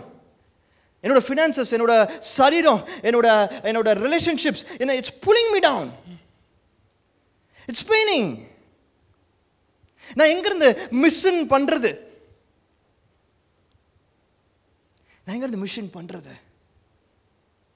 நீங்கள் ஈஸியாக சொல்கிறீங்க டயட்டில் இருன்னு சொல்கிறீங்க, நீங்கள் ஈஸியாக சொல்கிறீங்க எக்ஸசைஸ் பண்ணுன்னு சொல்கிறீங்க, நீங்கள் ஈஸியாக சொல்கிறீங்க நல்லா படி என்று சொல்கிறீங்க, நீங்கள் ஈஸியாக சொல்கிறீங்க பணத்துலேருந்து பணப்பிரச்சனைலேருந்து வெளியே வான்னு சொல்கிறீங்க. பட் ஆனால் ஒவ்வொரு நாளும் நான் ஒவ்வொரு அடியும் சந்திக்கிறது, ஒவ்வொரு பயத்தையும் தாங்கிட்டு இருக்கிறது, அந்த வலி எனக்கு மட்டும்தான் புரியும்.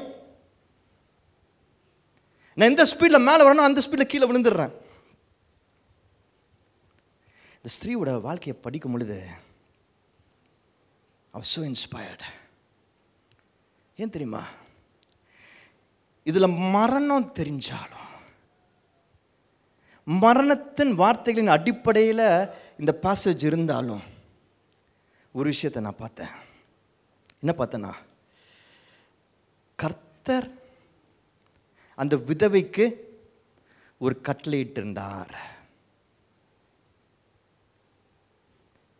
தீர்க்கதரிசிக்கிட்ட சொல்றாரு.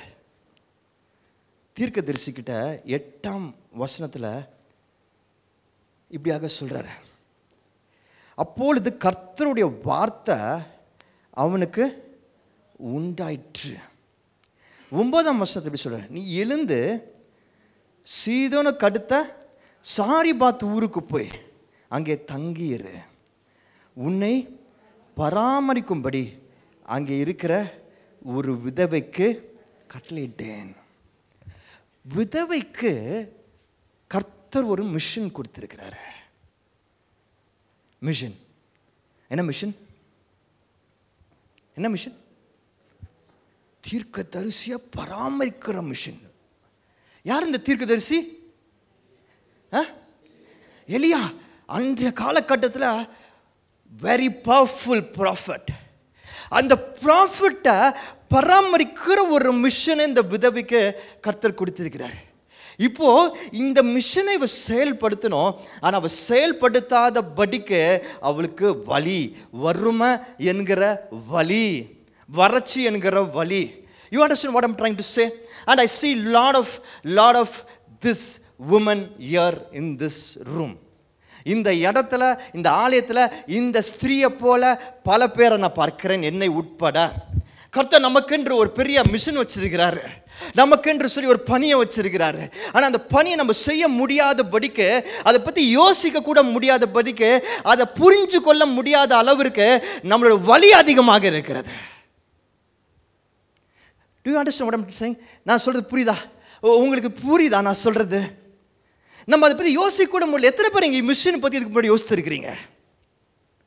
எத்தனை பேர் போன சண்டே நான் மிஷனை பற்றி அவ்வளோ கஷ்டப்பட்டு சொல்லி போன வாரம் ஃபுல்லாக ஆமாம் எனக்கு மிஷன் இருக்குன்றத ஞாபகம் வச்சு யோசித்தீங்க? I know many of you couldn't. ஏன் தெரியுமா? ஏன்னா உங்கள் வலி போன வாரம் நிறையா இருந்தது. உங்களுக்கு வலி தான் ஞாபகம் இருந்தது, தவிர மிஷன் ஞாபகம் இல்லை. Just like this lady. இந்த ஸ்திரியை போல. But I want to encourage you today. எத்தனை பேர் என்கரேஜ் ஆகிறதுக்கு ரெடியாக இருக்கிறீங்க? அவ்வளோதாண்ணா. எத்தனை பேர் என்கரேஜ் ஆகிறதுக்கு ரெடியாக இருக்கிறீங்க? நான் உங்களுக்கு பேசிகிட்டு இருக்கிறேண்ணா, உங்கள் வாழ்க்கையை பேசுகிறேண்ணா. கர்த்தர் உங்கள் வாழ்க்கையில் நடக்கிற காரியங்களை பேசுகிறாரா? Is it true to you? கர்த்தர் வச்சிருக்கிற விஷன பணியை போன சண்டே சொன்னாரா? பண்ண முடியாத அளவுக்கு வழிகள் இருந்ததில்ல போன வாரம் இல்லை? But I'm going to encourage you with a powerful word today.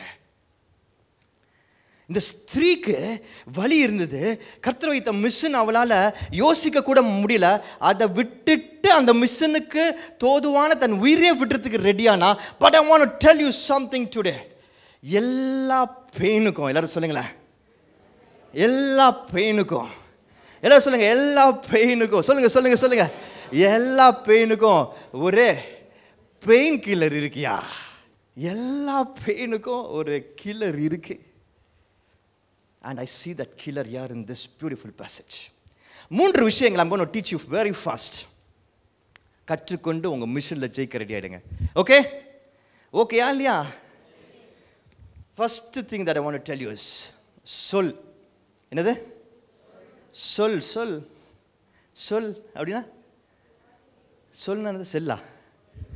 சொல் அப்படின்னா வேர்டு சொல்லலாமா? யாரோட சொல்?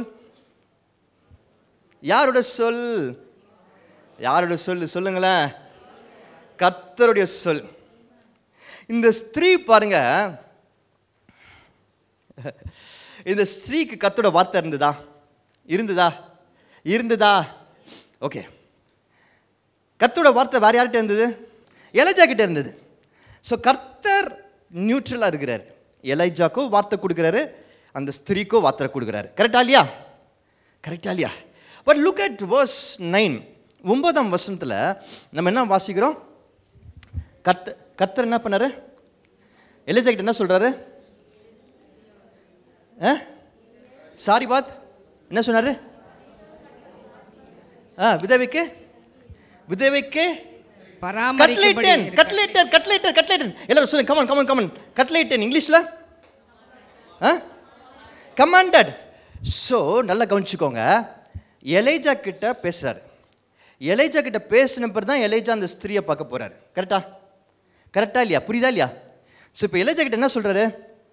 நான் ஒரு ஸ்திரீ இருக்கிறாப்பா, விதவை ஸ்திரீ, அவளுக்கு கட்லேட்டுட்டேன், கமாண்ட் பண்ணிட்டேன் உன்னை பராமரிக்கிறதுக்கு. அப்போ என்ன அர்த்தம்? கட்டில் இட்டேன்னா என்ன அர்த்தம்? சொல்லிட்டேன், இன்ஸ்ட்ரக்ட் பண்ணிட்டேன், கமாண்ட் பண்ணிட்டேன், என் வேர்டை கொடுத்துட்டேன்னு தானே அர்த்தம். கரெக்டா இல்லையா? ஓகே. அப்போது நல்லா கவனிச்சுக்கோங்க. எலிஜா கிட்ட கொடுத்துட்டேன் ஆண்டவர் ஏற்கனவே சொன்னார்னா ஆண்டவர் கட்டளையிட்டேன்னு ஏற்கனவே சொன்னார்னா, எலேஜா அங்கே போகும்பொழுது ஏன் அந்த ஸ்திரீக்கு தெரியல? நான் சொல்கிறது புரியுதா? எலேஜா அங்கே வந்து என்ன கேட்குறாரு, எனக்கு உங்கள்கிட்ட பிரெட் இருக்காம்மா? அந்த ஸ்திரீ என்ன சொல்கிறா, இல்லையா என்கிட்ட பிரெட் இல்லையா, நானே கொஞ்சம் மாவு கொஞ்சம் எண்ணெய் வச்சிருக்கிறேன், அதை சாப்பிட்டு நான் செத்து போயிடலான் இருக்கிறேன். பட் ஆண்டவர் எலேஜா கிட்ட என்ன சொன்னார்? ஏய் புரியுது, ஆண்டவர் எலேஜா கிட்ட என்ன சொன்னார்? ஏற்கனவே சொல்லிட்டேன்னாரு. ஆனால் அந்த ஸ்திரீ என்ன சொன்னா, எனக்கு தெரியாது. இன்ஃபேக்ட் தெரியாது கூட சொல்லலை, புரியாது, புரியல. She did not understand. She did not understand. My dear people, mission கில்லர்லேயே பெரிய மிஷன் கில்லர் என்ன தெரியுமா? கர்த்தர் நமக்கு வைத்திருக்கிற வார்த்தையை நம்ம புரிஞ்சுக்காமல் இருக்கிறது. எப்படி பல நேரம் சண்டே சர்வீஸில் வந்து நம்ம உட்காந்து புரியாமல் வெளியே போகிறோம் பார்த்தீங்களா சமன். And that's a mission killer. And the word of God is so powerful. கர்த்தரோட வார்த்தை நம்ம வாழ்க்கையில் எப்படிப்பட்ட காரியங்களை செய்து பாருங்களேன். ஆண்டவர் வந்து அந்த ஸ்திரீக்கு ஒரு மிஷனை கொடுத்துருக்கிறார், பராமரிக்கணும்னு. தீர்க்கதரிசி, அவரோட முக்கியமான தீர்க்கதரிசியா, பால் தீர்க்கதரிசிகளெல்லாம் அழித்த ஒரு தீர்க்கதரிசி எலைஜா. அப்போ எவ்வளோ முக்கியமான ஆள் கர்த்தருக்கு. அந்த தீர்க்கதரிசியை, தட் பவர்ஃபுல் தீர்க்கதரிசியை பராமரிக்கிற ஒரு ரோலை கொடுத்தா சாவ விடுவாரா? பட்னி போடுவாரா? விடுவாரா? ஆனால் ஏன் அவ சாவணும்னு நினச்சா, ஏன் பட்டினியில் இருந்தா? Because she did not understand that the word that the God had given her. கர்த்தர் அவளுக்கு கொடுத்த வார்த்தையை அவள் புரிந்து கொள்ளாமல் இருந்தார். And that's the truth. இன்றைக்கு இங்கே இருக்கிற பல பேர் மேலே கர்த்தரோட வார்த்தை ஏற்கனவே இருக்கு, நம்ம புரியாமல் வாழ்ந்துட்டு இருக்கிறோம், புரியாமல் இருக்கிறோம். We are not understanding. ஆண்டவர் நமக்கான ஆப்பர்ச்சுனிட்டிஸ் நமக்கு அனுப்புகிறார். நம்ம மிஷன் நிறைவேற்ற காரியங்களை நம்ம பீப்புளை நம்ம வாழ்க்கைக்குள்ள அனுப்புகிறாரு. ஆனால் நம்ம ரியலைஸ் பண்ண மாட்டோம். ஆண்டவர் அமிச்ச மிஷன் ஃபுல்ஃபில்லர்ஸ் இவங்க தான், மிஷன் அக்கம்ப்ளிஷர்ஸ் இவங்க தான். இவங்க மூலமாக தான் என்னோட மிஷன் ஃபுல்ஃபில் ஆகுது, இந்த காரியத்து மூலமாக என் மிஷன் ஃபுல்ஃபில் ஆகுது, இந்த வேலை மூலமாக தான் என் மிஷன் ஃபுல்ஃபில் ஆகுது என்பதை, இந்த ஊழியம் மூலம் தான் இந்த மிஷன் ஃபுல்ஃபில் ஆகுது என்பதை புரியாமல் இருக்கிறோம். ஏன்னா கர்த்தர் நம்ம மேலே வச்சிருக்கிற வார்த்தையை நம்ம புரிஞ்சுக்கல. People, I want to tell you something beautiful. பல நேரங்களில் நமக்கு புரியாது, ஏன்னா நம்ம வலி அதிகம். ஆனால் எப்படி நம்ம புரிஞ்சுக்க முடியும்? கர்த்தர் நம்மளை சுற்றி சில பீப்புள் வச்சுருப்பார், சில சிச்சுவேஷன்ஸ் வச்சுருப்பார். அவங்க நம்மளுக்கு ஞாபகப்படுத்துவாங்க, அவங்க ஞாபகப்படுத்துவாங்க. நான் ஊழியத்துக்கு ஒப்பு கொடுத்து ஊழியம் செய்ய ஆரம்பித்த பிறகு 3 பேர் 4 பேர் சேர்ந்து திலக்கு இப்போ இருக்கிற வீட்டில் சின்ன ரூமில் ஊழியம் செய்ய ஆரம்பித்தோம். இது காட்சாமி சபை. இன்றைக்கு திரும்பி பார்க்கும் பொழுது எத்தனையோ இடங்களில் காட்சாமி சபை ஊழியம் மூலமாக எத்தனையோ பேர் தொடப்பட்டு ரட்சிக்கப்பட்டு ஊழியக்காரர்களாக எழும்பி கொண்டு இருக்கிறாங்க.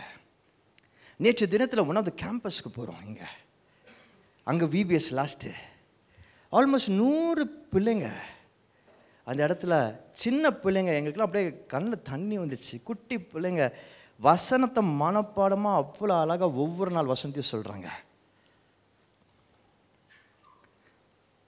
இந்த விபிஎஸ்ல மட்டும் கிட்டத்தட்ட 500 பிள்ளைங்க காட்சாமி சபை மூலமாக, ஜஸ்ட் விபிஎஸ்ல மட்டும். ஆனால் யோசிச்சு பாருங்க, இப்படி வெவ்வேறு ஃபெய்த்லேருந்து, சூழ்நிலைகள்லேருந்து, பேக்ரவுண்ட்லேருந்து வந்த 500 பிள்ளைங்களை சந்திக்க கர்த்தர் உதவி செஞ்சிருக்கிறாரு. இது வெறும் பிள்ளைங்க மட்டும்தான். எத்தனையோ குடும்பங்களை சந்திக்கிறாரு, எத்தனையோ தூரத்தில் சந்திக்கிறாரு, எத்தனையோ சபைகள் மூலமாக எத்தனை பேர் வாழ்க்கை மாறிட்டு இருக்கு. ஒரு 3-4 பேரை அன்றைக்கி ஆரம்பிக்கும் போது எனக்கு கண்டிப்பாக அது தெரிஞ்சிருக்காது, இந்த மிஷன் புரிஞ்சிருக்காது. ஆனால் இந்த மிஷனில் வந்த பிறகு பல நேரங்களில் வலி வந்திருக்கு, பெயின் வந்திருக்கு. சில சமயம் சில பெயின்களை பார்க்கும்பொழுது யோசிக்க தோணும், ஏன் இது தேவையா அப்படின்னு கூட யோசிக்க தோணும். நம்ம என்ன செய்கிறோம் அப்படின்னு சொல்லி யோசிக்க தோணும். நிறைய நேரங்களில் அந்த வலி ரொம்ப ஜாஸ்தியாக இருக்கிறதுனால நம்ம யாருன்னு புரியாத சூழ்நிலைகள்லாம் உண்டு. கொஞ்ச நாளைக்கு முன்னாடி ஒரு காரியம் நடந்தது. எவ்ரி சாட்டர்டே மத்தியானம் வந்து நான் ஒரு சின்ன இது வச்சுருக்கோம், நானும் கீதாவும். மோஸ்ட் ஆஃப் த டைம் எங்கள் அப்பா அம்மா வீட்டில் போய் லஞ்ச் சாப்பிடுவோம். ஏன்னா எங்கள் அப்பா அம்மாவுக்கு நான் வந்து அதை நிறைய பேர் சொல்லுவாங்க கூட, ஊழியத்துக்கு வந்த பேர் குடும்பத்தையும் அவன் பார்த்துக்கிறது இல்லைன்னு. பட் அது வலிச்சாலும் அது எனக்கு என்ன தோணுன்னா, என் பிள்ளைங்க வளர்ந்து அவங்க வாழ்கிற வாழ்க்கையை பற்றி தெரிஞ்சுப்பாங்க எல்லாரும். நான் பார்க்குறேனோ இல்லையோ ஆண்டவர் பார்க்குறாருன்னு. அப்படிப்பட்ட ஒரு சாட்சியான வாழ்க்கையை அவங்க கண்டிப்பாக வைப்பாருன்னு எனக்கு தெரியும். ஆனால் வந்து எனக்கு என்னென்னா, எங்கள் அப்பா அம்மாவுக்கு சில டைம்ஸ் எனக்கு அதுக்கு தோணும், நம்ம டைம்ஸ் கொடுக்குறதில்ல அப்படின்னு சொல்லிட்டு. நம்ம சின்ன வயசில் அவ்வளோ கஷ்டப்பட்டு வளர்த்துருக்குறாங்க. ஸோ நான் ஒரு ப்ராக்டிஸாக அதை முடிவு பண்ணிவிட்டு ஒரு டிசிப்ளின் கொண்டு வந்தேன். சனிக்கிழமை என்ன ஆனாலும் Saturday afternoon most of the time, சில சமயத்தில் மிஸ் ஆகிடும், but most of the time அவங்க கூட ஆஃப்டர்நூன் லஞ்ச் கண்டிப்பாக சாப்பிடணும், அவங்க வீட்டுக்கு போய் சாப்பிடணும் அப்படின்றது ஒரு டிசிப்ளின் கொண்டு வந்தேன். ஸோ இப்போ நான் போவேன், அங்கே போகும்போது எங்கள் அப்பா எதாவது பேசுவார், எங்கள் அம்மாக்கிட்ட நான் பேசுவேன். ஸோ இந்த மாதிரி ஒரு டைம் இருந்துச்சு. ஒரு கொஞ்ச நாளைக்கு முன்னாடி ஏதோ ஒரு வலி, எனக்கு பயங்கர பெயின்.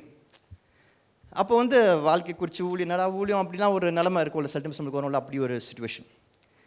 ஆனால் எனக்கு திடீர்னு என்னமோ வந்து எனக்கு ஒரு பர்டிகுலர் மெனு ரொம்ப பிடிக்கும்.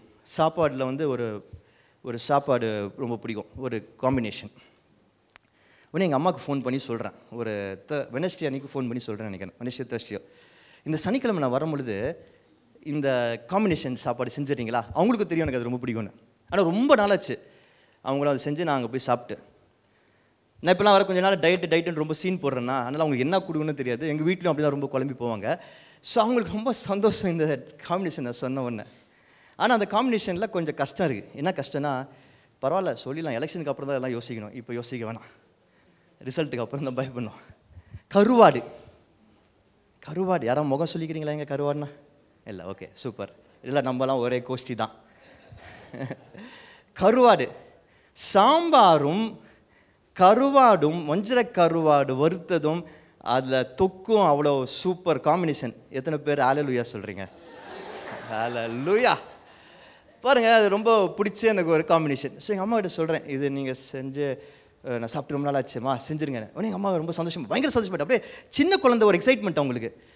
ஓகே வந்துடுறேன் அப்படின்னு சொல்லிட்டு. ஆனால் எங்கே கடைக்கும் பக்கத்து தெரியல, நீங்கள் எது வாங்கிட்டு வரியா அப்படின்னாங்க.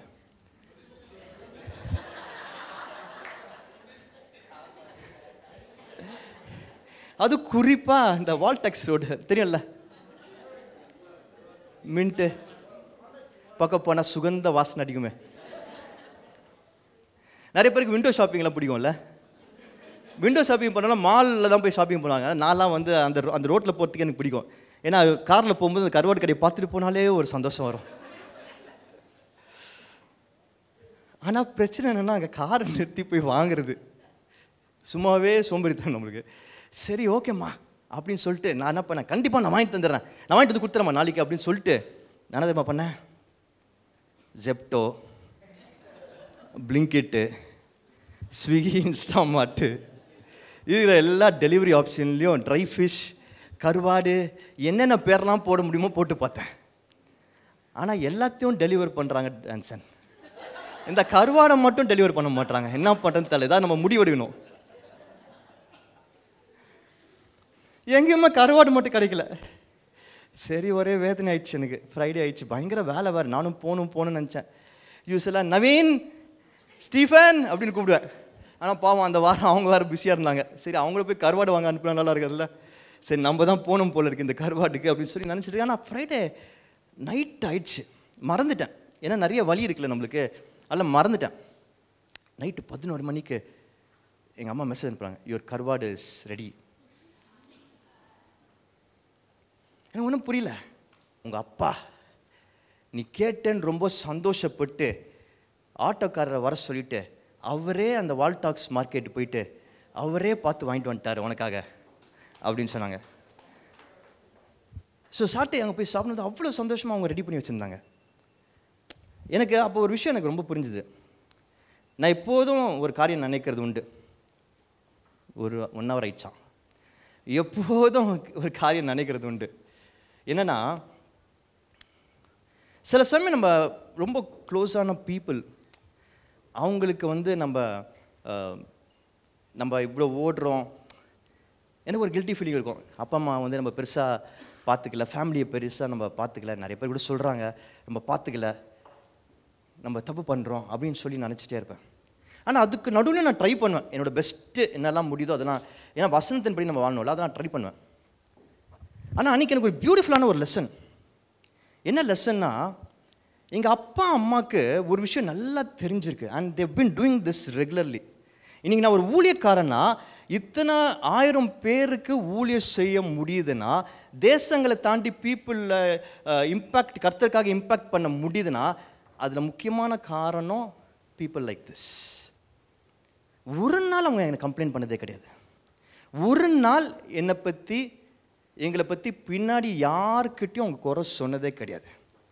மேக்ஸிமம் என்ன பண்ணுவாங்க, உட்கார வச்சு ஏதோ பேசும் பொழுது என்கிட்ட தான் சொல்லுவாங்க, இதை இப்படி பண்ணு, பசங்களை இப்படி பார்த்துக்கோ, பிள்ளை இந்த மாதிரி இருக்கு, வீட்டில் இந்த மாதிரி பண்ணு, உன் உடம்பை பார்த்துக்கோ, இப்படின்னு என்கிட்ட நேரடியாக டைரெக்டாக என்கிட்ட தான் பேசுவாங்க.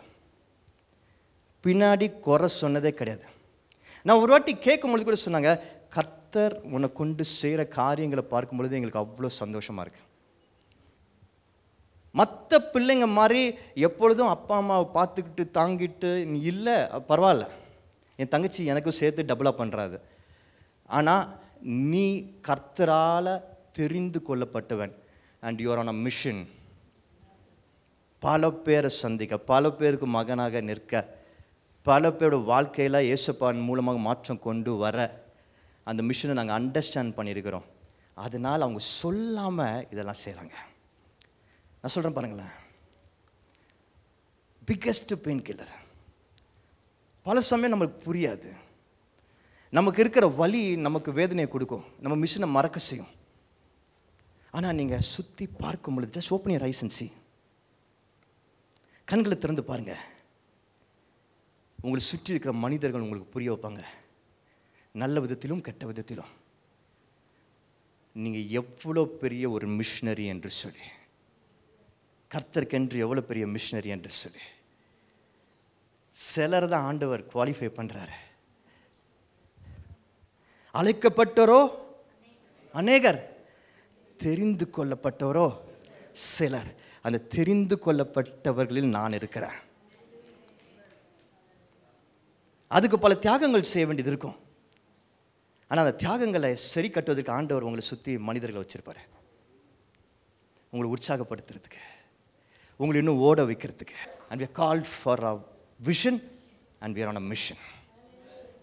சுற்றி பாருங்க. ஆண்டோட வார்த்தை ஒருவேளை உங்களுக்கு புரியாமல் இருக்கலாம், வழினால நீங்கள் சில டைம்ஸ் மறந்துருக்கலாம். ஆனால் உங்களுக்கு என்று ஆண்டவர் சில மனிதர்களை வைத்திருப்பார் உங்களை சுற்றி, அவங்க உங்களுக்கு ஞாபகப்படுத்திட்டே இருப்பாங்க. எப்படி எலியா உங்களுக்கு அவருக்கு ஞாபகப்படுத்தினா, அந்த விதவைக்கு ஞாபகப்படுத்தினா, எலியா அந்த விதவை கிட்ட சொன்னா, சரிம்மா ஓகேம்மா, நீ போம்மா, நீ என்ன வேணா செய். ஆனால் அந்த மாவுல இருந்து, அந்த எண்ணெயிலேருந்து எனக்கு ஒரே ஒரு ரொட்டி துண்டு கொடுத்துட்டு நீ என்ன வேணா செய் என்று சொன்னான். அந்த மாவுலேருந்து, அந்த ரொட்டி துண்டுலேருந்து நீ அந்த மாவுலேருந்து எண்ணெயிலேருந்து ஒரு ரொட்டி துண்டு எனக்கு பண்ணினா, அதுக்கப்புறம் பார் உன்னோட மாவும் எண்ணெயும் குறையாது என்று சொன்னான். அப்படி உங்ககிட்ட சொல்றதுக்கு ஆண்டவர் உங்களை சுற்றி ஆட்களை வைத்திருப்பார், பீப்புளை வச்சிருப்பார். People will remind you of your mission and the vision that God has got for you. சுற்றி பாருங்க. வலி உங்களை ரொம்ப வேதனையாக்கும் பொழுது, வலி உங்களை விழ வைக்கும் பொழுது, வலி உங்களை மறக்க செய்யும் பொழுது, வலி கர்த்தர் உங்களுக்கு வைத்திருக்கிற வார்த்தையை நீங்க ஞாபகப்படுத்தாமல் இருக்கும் பொழுது, சுற்றி பாருங்க. கர்த்தரோட வார்த்தை உங்களுக்கு ஒருவேளை கேட்காம இருக்கலாம், ஆனால் யார் மூலமாவது உங்களுக்கு கேட்கும். கர்த்தர் வைத்திருக்கிற பீப்புள் மூலமா கேட்கும். Because you are a missionary.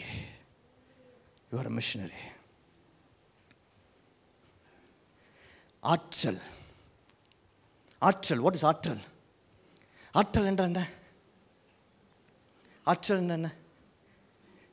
அந்த ஸ்திரீ வந்தா, இவர் என்ன கேட்டாரு? என்னம்மா கேட்டாரு? எலியா என்ன கேட்டாரு சொல்லுங்க? பிரெட் கொடுமா. என்ன கேட்டாரு? ரொட்டி துண்டு கொடு, பிரெட் கொடுன்னு கேட்டாரா? அந்த அம்மா என்ன சொன்னாங்க? அந்த அம்மா என்ன சொன்னாங்க? 12 ஒரு படி மாவும்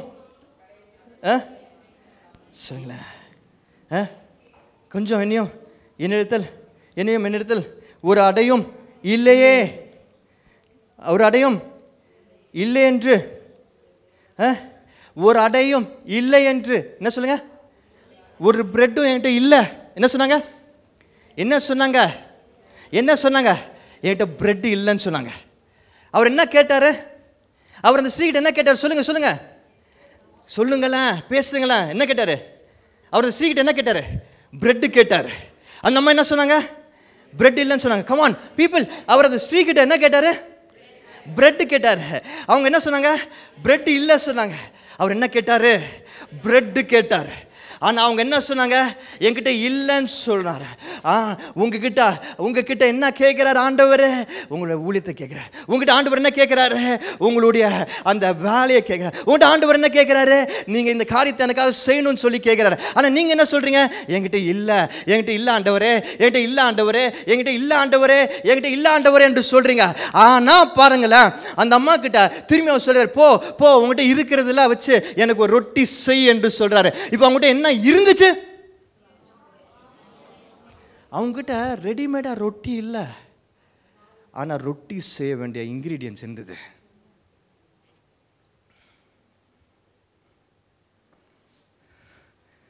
என்கிட்ட இல்லைன்னு சொன்னாங்க, ஆனால் செய்ய வேண்டிய பொருள் அவங்ககிட்ட இருந்தது. அந்த பொருளை தான் செஞ்சு கொடுத்தாங்க.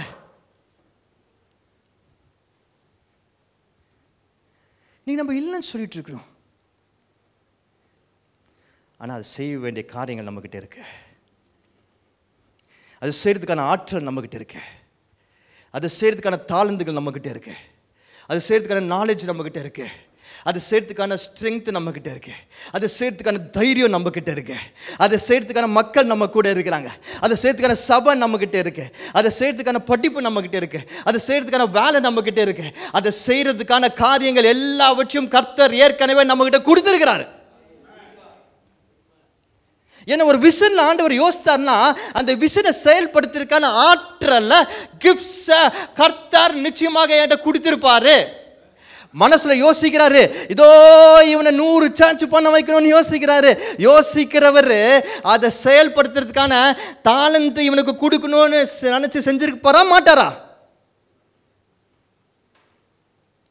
If God has put you in a vision, God has prepared you with the gifts to execute that vision. அந்த மிஷனை செயல்படுறதுக்கான பலத்தை, ஞானத்தை, தாளந்துகளை ஆண்டவர் ஏற்கனவே கொடுத்திருக்கிறாரு. ஆனால் நம்ம எங்கே நம்ம மிஸ் பண்ணுறோம்? நம்ம நினைக்கிறோம் இது பத்தாது. ஆண்டவர் சொல்கிறேன் நீ பிரசங்கி ஆகணும்னு. ஆனால் எனக்கு பைபிளில் 2 சாப்டர் தான் தெரியும். சங்கீதம் 23 மட்டும்தான் எனக்கு மனப்பாடமாக தெரியும். இது பத்தாது, கொஞ்சம் இருக்குது. இதை சாப்பிட்டு நான் செத்து போயிடுறேன். இந்த 23ஆம் சங்கீதத்தை மட்டும் சாப்பிட்டுட்டு நான் செத்து போயிடுறேன். நான் பிரசங்கிலாம் ஆக முடியாது, நான் சபையை ஸ்தாபிக்க முடியாது. ஆண்டவர் சொன்னார் 23ஆம் சங்கீதம் நல்லா தெரியும்ல? நல்லா தெரியுமா? உங்கள்கிட்ட இருக்கா? அதை பிரசங்கம் பண்ண. உன் மாவும் எண்ணெயும் குறையாது. உங்ககிட்ட என்ன இருக்கு? இப்போ என்ன இருக்கு உங்ககிட்ட? உங்கள்கிட்ட என்ன மாவு இருக்கு? உங்கள்கிட்ட என்ன இருக்கு? நீங்கள் ஒருவேளை நினைக்கலாம் இது பத்தாது, குறைவு, நான் டேலண்ட்டே இல்லை எனக்கு. நீங்கள் அதை மல்டிப்ளை பண்ண முடியாது. இருக்கிறத ஆண்டோட வார்த்தைக்கு நேராக, மிஷனுக்கு நேராக செயல்படுத்துங்க. ஆண்டவர் அது குறையாமல் பார்த்துக்கொள்வார். ஒரு பியூட்டிஃபுல் ஸ்டோரி கொஞ்ச நாள் நான் படிக்கிறேன், நிறைய பேர் சொல்லிட்டு கேட்டுருக்கிறேன். பட்டர்ஃப்ளை பற்றி ஒருத்தர் சொல்கிறார். எப்படி ஒரு புக்கில் கூட வாசித்ததை பற்றி. நிறைய நம்ம எல்லாருக்கும் பட்டர்ஃப்ளையை பிடிக்கிறது ரொம்ப பிடிக்கும். எல்லாம் சின்ன வயசுலேருந்து ஒரு விளையாட்டாக விளையாடுவோம். எப்படி பட்டர்ஃப்ளை அழகாக இருக்கும், கலர்ஃபுல்லாக, அது தேடி ஓடிட்டே இருப்போம். ஆனால் நம்ம போக போக அந்த பட்டர்ஃப்ளை என்ன பண்ணோம்? பறந்துகிட்டே இருக்கும். ஒருத்தர் சொல்கிறார், இப்படி கஷ்டப்பட்டு அந்த பட்டர்ஃப்ளை பிடிச்சிங்கன்னா என்ன பண்ணுவீங்க? கடைசியில் டப்பாவில் போட்டு அடைச்சி வைப்போம். அது கஷ்டம் செத்து தான் போவோம். வேஸ்ட் இல்லை, ஒர்த்லெஸ். ஸோ அவர் என்ன சொல்கிறாரு, நீங்கள் பட்டர்ஃப்ளை தேடி தேடி போகும்பொழுது அது தப்பிச்சு ஓடிட்டே இருக்கும். கடைசியில் நீங்கள் சாக தான் அடிப்பீங்க. ஆனால் ஒரு அழகான கார்டன் உருவாக்குங்க, நல்ல செடிகளோட பூக்களோட ஒரு பியூட்டிஃபுல் கார்டன் உருவாக்குங்க. அப்போ அந்த பட்டர்ஃப்ளை தேடி வரும். உங்கள் கார்டனில் அது அங்கேயே இருக்கும், அங்கே சுற்றிட்டு இருக்கிறோம். You can enjoy it. நல்லா கவனிச்சுக்கோங்க. நம்ம வாழ்க்கையில் இதை சாதிக்கணும், அதை சாதிக்கணும், இதை பண்ணணும்னு நம்ம ஓடிட்டே இருக்கிறோம்.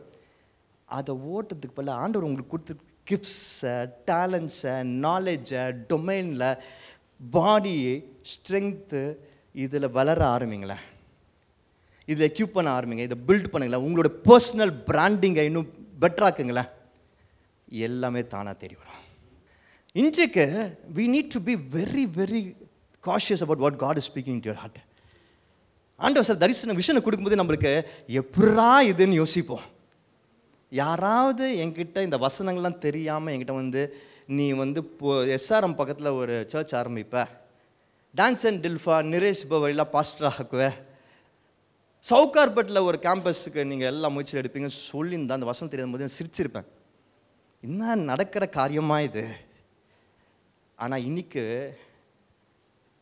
இந்த 2024 ஜூன் மாதம்ன்றது என்ன? ஜூன் மாதம்ன்றது என்ன? 6 மாதம். இன்னும் 6 மாதம் கூட முடியல, பாதி கிணறு கூட தாண்டல. ஆனால் கர்த்தர் சொன்னது, 1ஆம் தேதி சொன்னது எல்லாமே நிறைவேற ஆரம்பிச்சிச்சு. When God gives you a vision and if you get on the mission, ஆண்டவர் தேடி வர வைப்பார். ஆனால் அதுக்கு உங்களை ஆற்றலை நீங்கள் you will have to work on your gifts and talents. தேடி வந்தார். அவரெல்லாம் வர வாய்ப்பில்லை. But he came because he believed. he saw. ஆண்டவர் நமக்கு கொடுத்த ஆற்றலை நம்ம எப்படி செயல்படுறோம் என்பதை பார்க்கிறாரு. அந்த கிஃப்ட்ஸை செயல்படுறோன்னு பார்க்குறாரு. when you build on your gifts, நான் 12th ஃபெயில் ஆகும் பொழுது நான் உருப்பிட மாட்டேன்னு சொன்னவங்க நிறைய பேர். ஆனால் அதுக்கப்புறம் ஆண்டவர் என் வாழ்க்கைக்குள்ளே வந்த பிறகு when I started working and started building on myself and my branding on my gifts, இன்றைக்கி அமெரிக்காவிலேருந்து தேடி வராங்க. அமெரிக்காவிலேருந்து சொல்கிறாங்க நம்ம அடுத்தது இது பண்ணோம், அடுத்தது இது பண்ணோம், அடுத்தது இது பண்ணோம். when you are able to work on the God given gifts and build it, தேசங்க எல்லாத்துலேருந்து வருவாங்கயா தேடி. கடைசி செயல் பாருங்க, நல்லா கவனிச்சுக்கோங்க.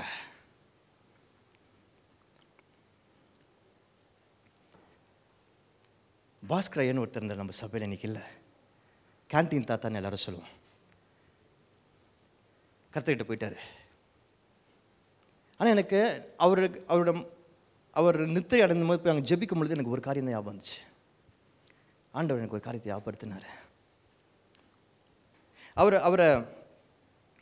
அவருக்கு கடைசியாக அந்த ஃபியூனரல் பண்ணுறதை பற்றி சில கருத்துக்கள் இருந்தது.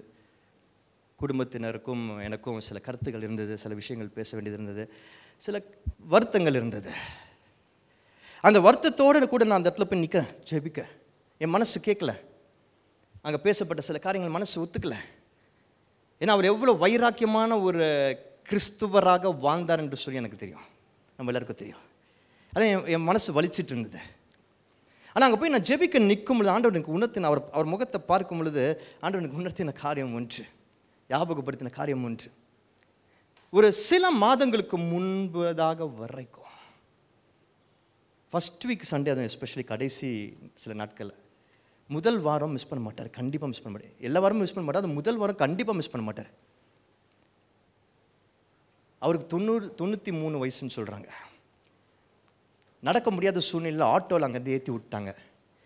அந்த கொஞ்சம் கஷ்டப்படுற மகனோடு கூட தனியாக ஆட்டோவில், அவர் வீட்டுக்கு வந்தவங்களாம் தெரியும் அவர் வீடு எவ்வளோ தூரம்னு, அம்பத்தூர்லாம் தாண்டி ரொம்ப உள்ள, அங்கேருந்து ஆட்டோவில் இங்கே வந்து இறங்கிடுவார். எனக்கு நல்ல ஞாபகம் இருக்குது. கீழேருந்து அவர் தூக்கிட்டு வராங்க மேலே, கரெக்டாக தூக்கிட்டு வந்து உட்கார வைக்கிறாங்க. ஏன்னா அவரால் நடக்க முடியாத ஒரு சூழ்நிலை, நிற்கக்கூட முடியல, உட்காரக்கூட முடியல. ஆனால் ஆண்டவர் எனக்கு வச்சிருக்கிற பணி இது. என் உயிர் இருக்கிற வரைக்கும் எவ்வளோ தூரத்தில் இருந்தாலும் நான் கடந்து வருவேன். 93 வயசில் நடக்க முடியாமல் தூக்கிட்டு வர வச்சு இங்கே வந்து உட்காந்தவர். கடைசி நான் உங்கள் வீட்டில் போய் பேசினேன், இந்த மாதிரி தயவுசெய்து அனுப்பாதீங்க, எனக்கு ரொம்ப கஷ்டமாக இருக்குது, நாங்கள் வந்து பார்க்குறோன்னு சொன்னனால கட்டாயத்தின் பேரில், அதுவும் அவரால் படுக்கையானால தான் அவரால் வர முடியல. ஆனால் அவர் மனசு இன்னும் துடிச்சிட்டு இருந்தது எனக்கு தெரியும். ஏன்னா கடைசியாக அவரை போய் பார்க்கும் பொழுது அவர் கையை பிடிச்சிக்கிறாரு, ஏதோ சொல்ல வர்றாரு. எல்லாரையும் சபையில் இருக்கிற ஒவ்வொருத்தரையும் பேர் சொல்லி விசாரிக்கிறவர். அவருக்கு ஆண்டவர் வச்சிருக்கிற பணியில் என்ன தடைகள் இருந்தாலும் என்ன கஷ்டங்கள் இருந்தாலும் நான் செயல்படுவேன் என்று சொல்லி ஓடின மனுஷன். அதான் கவனிங்க, இந்த ஸ்திரீ இருக்காங்க தெரியுமா, நான் சொன்னேன் அவங்கக்கிட்ட என்ன இருந்தது? மாவு. அவங்கக்கிட்ட என்ன இருந்தது? எண்ணெய். ஆண்டவர் என்ன சொன்னார் தீர்க்கதரிசி மூலமா? அது குறையவே குறையாது சொன்னாரா? அப்போ செய்கிறது குறையவே குறையாது. குறைஞ்சுதா? குறையில. அதுக்கப்புறம் இல்லை, வசனம் அப்படி தான் சொல்லுது. அந்த வறட்சி முடிகிற வரைக்கும் குறையல. ஆனால் அப்போ செய்கிறதுக்கு மாவு எண்ணெய் இருந்தால் போதுமா?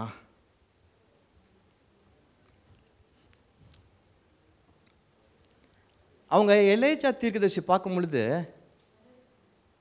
எங்கே பார்த்தார் எலேஜா தீர்க்கதரிசி? அவங்கள விறகு பொறுக்கும் பொழுது அவங்க சாகணும்னு முடிவு பண்ணிட்டாங்க. ஆனால் சாகிறதுக்கு முன்னாடி கூட வந்து கஷ்டப்பட்டு விறகு பொறுக்கி எடுத்துட்டு வந்து சமைச்சு தான் சாப்பிட்டு தான் சாப்பிட போகிறாங்க. அவங்க நினச்சிருக்கலாம் ஒரு வேளை சாக தானே போகிறோம், என்ன சாப்பிட்டு சாகுறது, அப்படியே சாவலாம் அப்படின்னு கூட நினச்சிருக்கலாம். ஆனால் வந்து விறகை எடுத்து கடைசியாக நல்ல ஒரு சாப்பாடு செஞ்சு ஒரு ப்ராப்பர் மீல் சாப்பிட்டுட்டு என் பையனுக்கு கொடுத்து நம்ம சாவலாம். தீர்க்கதரிசி சொல்லும்போது ஆண்டவர் சொன்ன வார்த்தை நல்லா கவனமாக கேளுங்க. ஆண்டவர் சொன்ன வார்த்தை மாவு குறையாது, எண்ணெய் குறையாது, விறகு குறையாதுன்னு சொன்னார். எங்கேயாவது சொல்லுங்கய்யா, விறகு குறையாது என்று எங்கேயா சொன்னாரா? சொல்லுங்க, விறகு குறையாதுன்னு எங்கேயா சொன்னாரா? அப்போ மாவும் எண்ணெயும் குறையாம இருந்திருக்கும். அவங்க தொடர்ந்து அப்போ செய்யறதுக்கு அவங்க என்ன செஞ்சிருக்கணும்?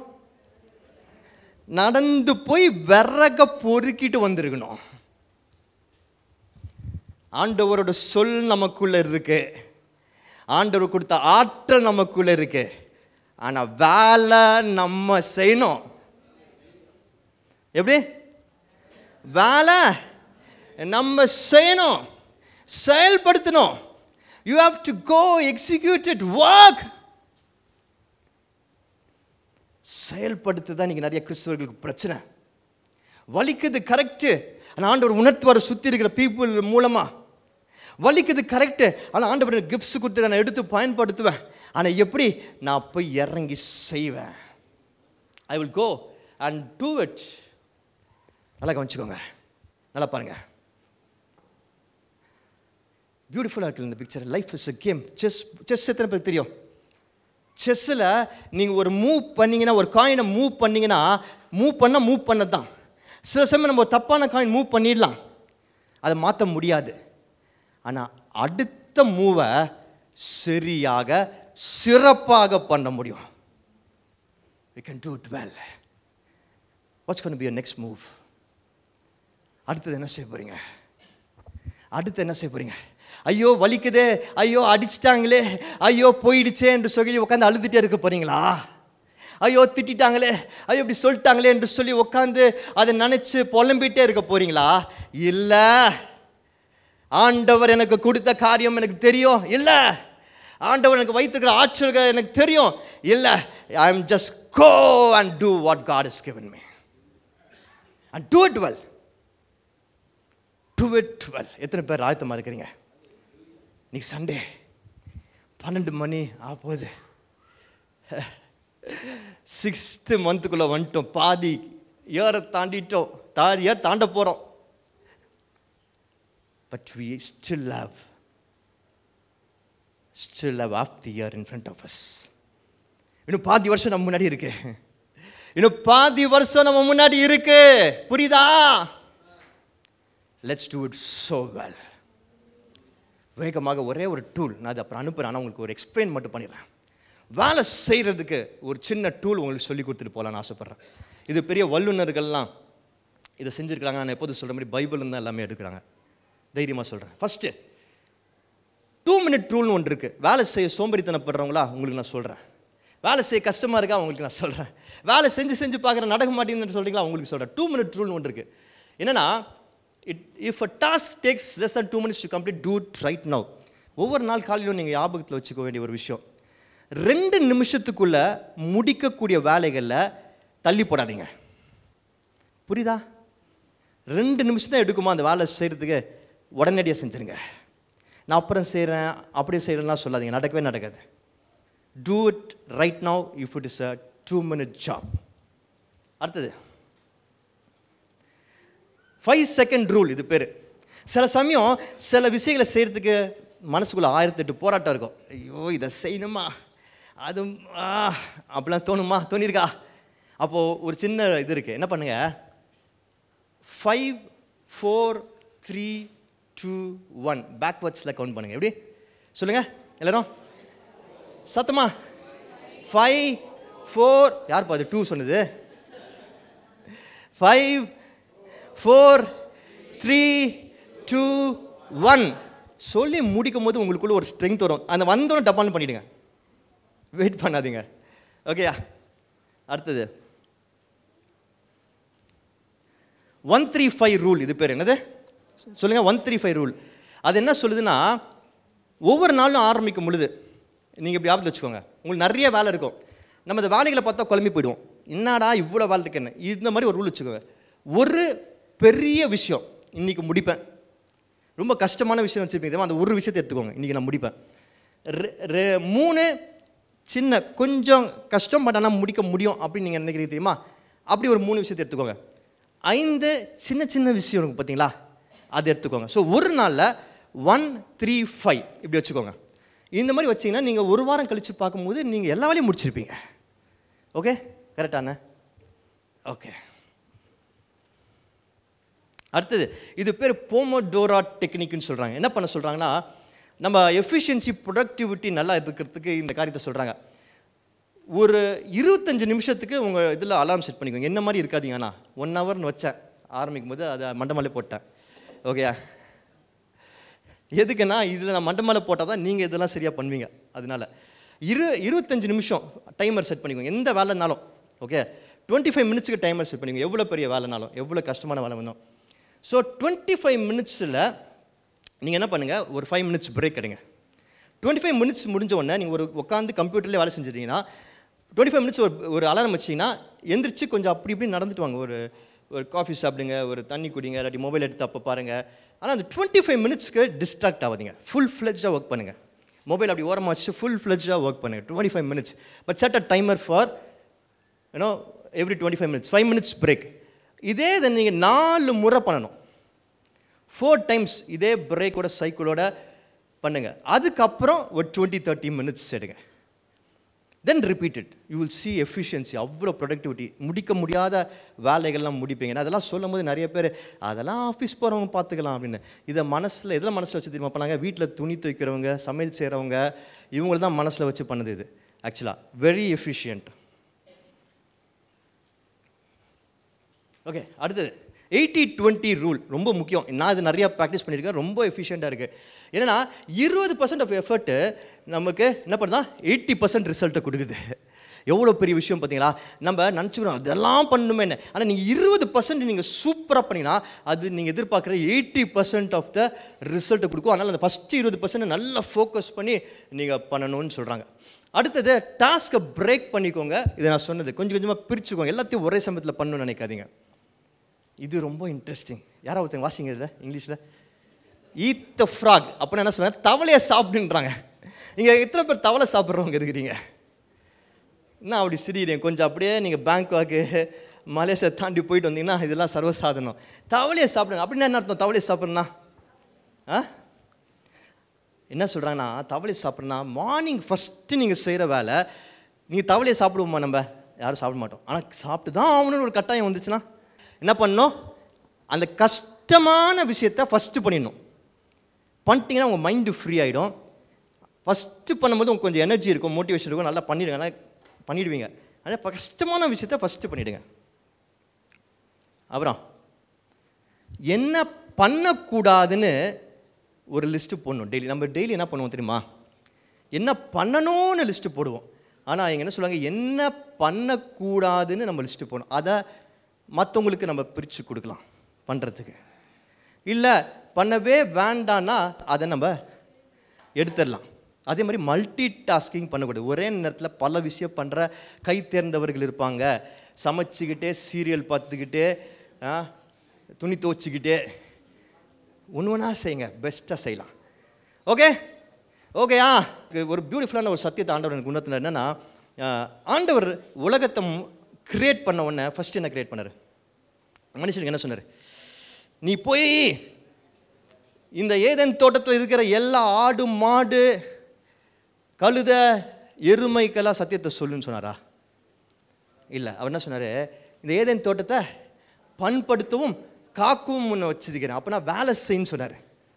வேலை செய்யணும்னு சொன்னார். ஃபஸ்ட்டு வேலை வந்து இது ஆண்டவர் வேலை கொடுத்தாரு. வேலையில் நீங்கள் நல்லா செய்ய ஆரம்பிச்சிங்கன்னா ஊழியம் தானாக நடக்கும். நம்ம வேலைகள் செய்ய மாட்டோம். ஓகே. ஸோ அதுதான் ஃபஸ்ட்டு ஆண்டவர் உருவாக்குனது. So we have to focus on doing good work.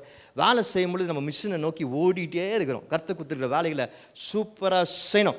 ஆனால் அந்த வேலை செய்கிறதுக்கு, இந்த மிஷினை செய்கிறதுக்கு நமக்கு பிசாசு பெயின் கொடுத்துட்டே இருப்பான்.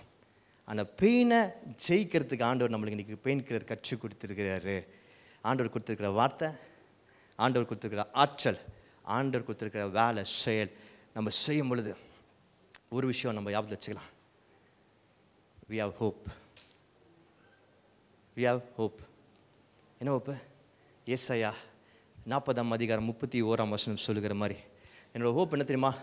கர்த்தர் எனக்கு பலத்தை கொடுக்குறாரு. கர்த்தர் எனக்கு பலத்தை கொடுக்குறாரு. And this is something beautiful. ஹோப்னா என்ன தெரியுமா? Hold on, pain ends. கெட்டியாக பிடிச்சிக்கோ, ஆண்டவரை விசுவாசி. அந்த வலிக்கு ஒரு முடிவு உண்டு, ஜெயம் நிச்சயமாக உண்டு.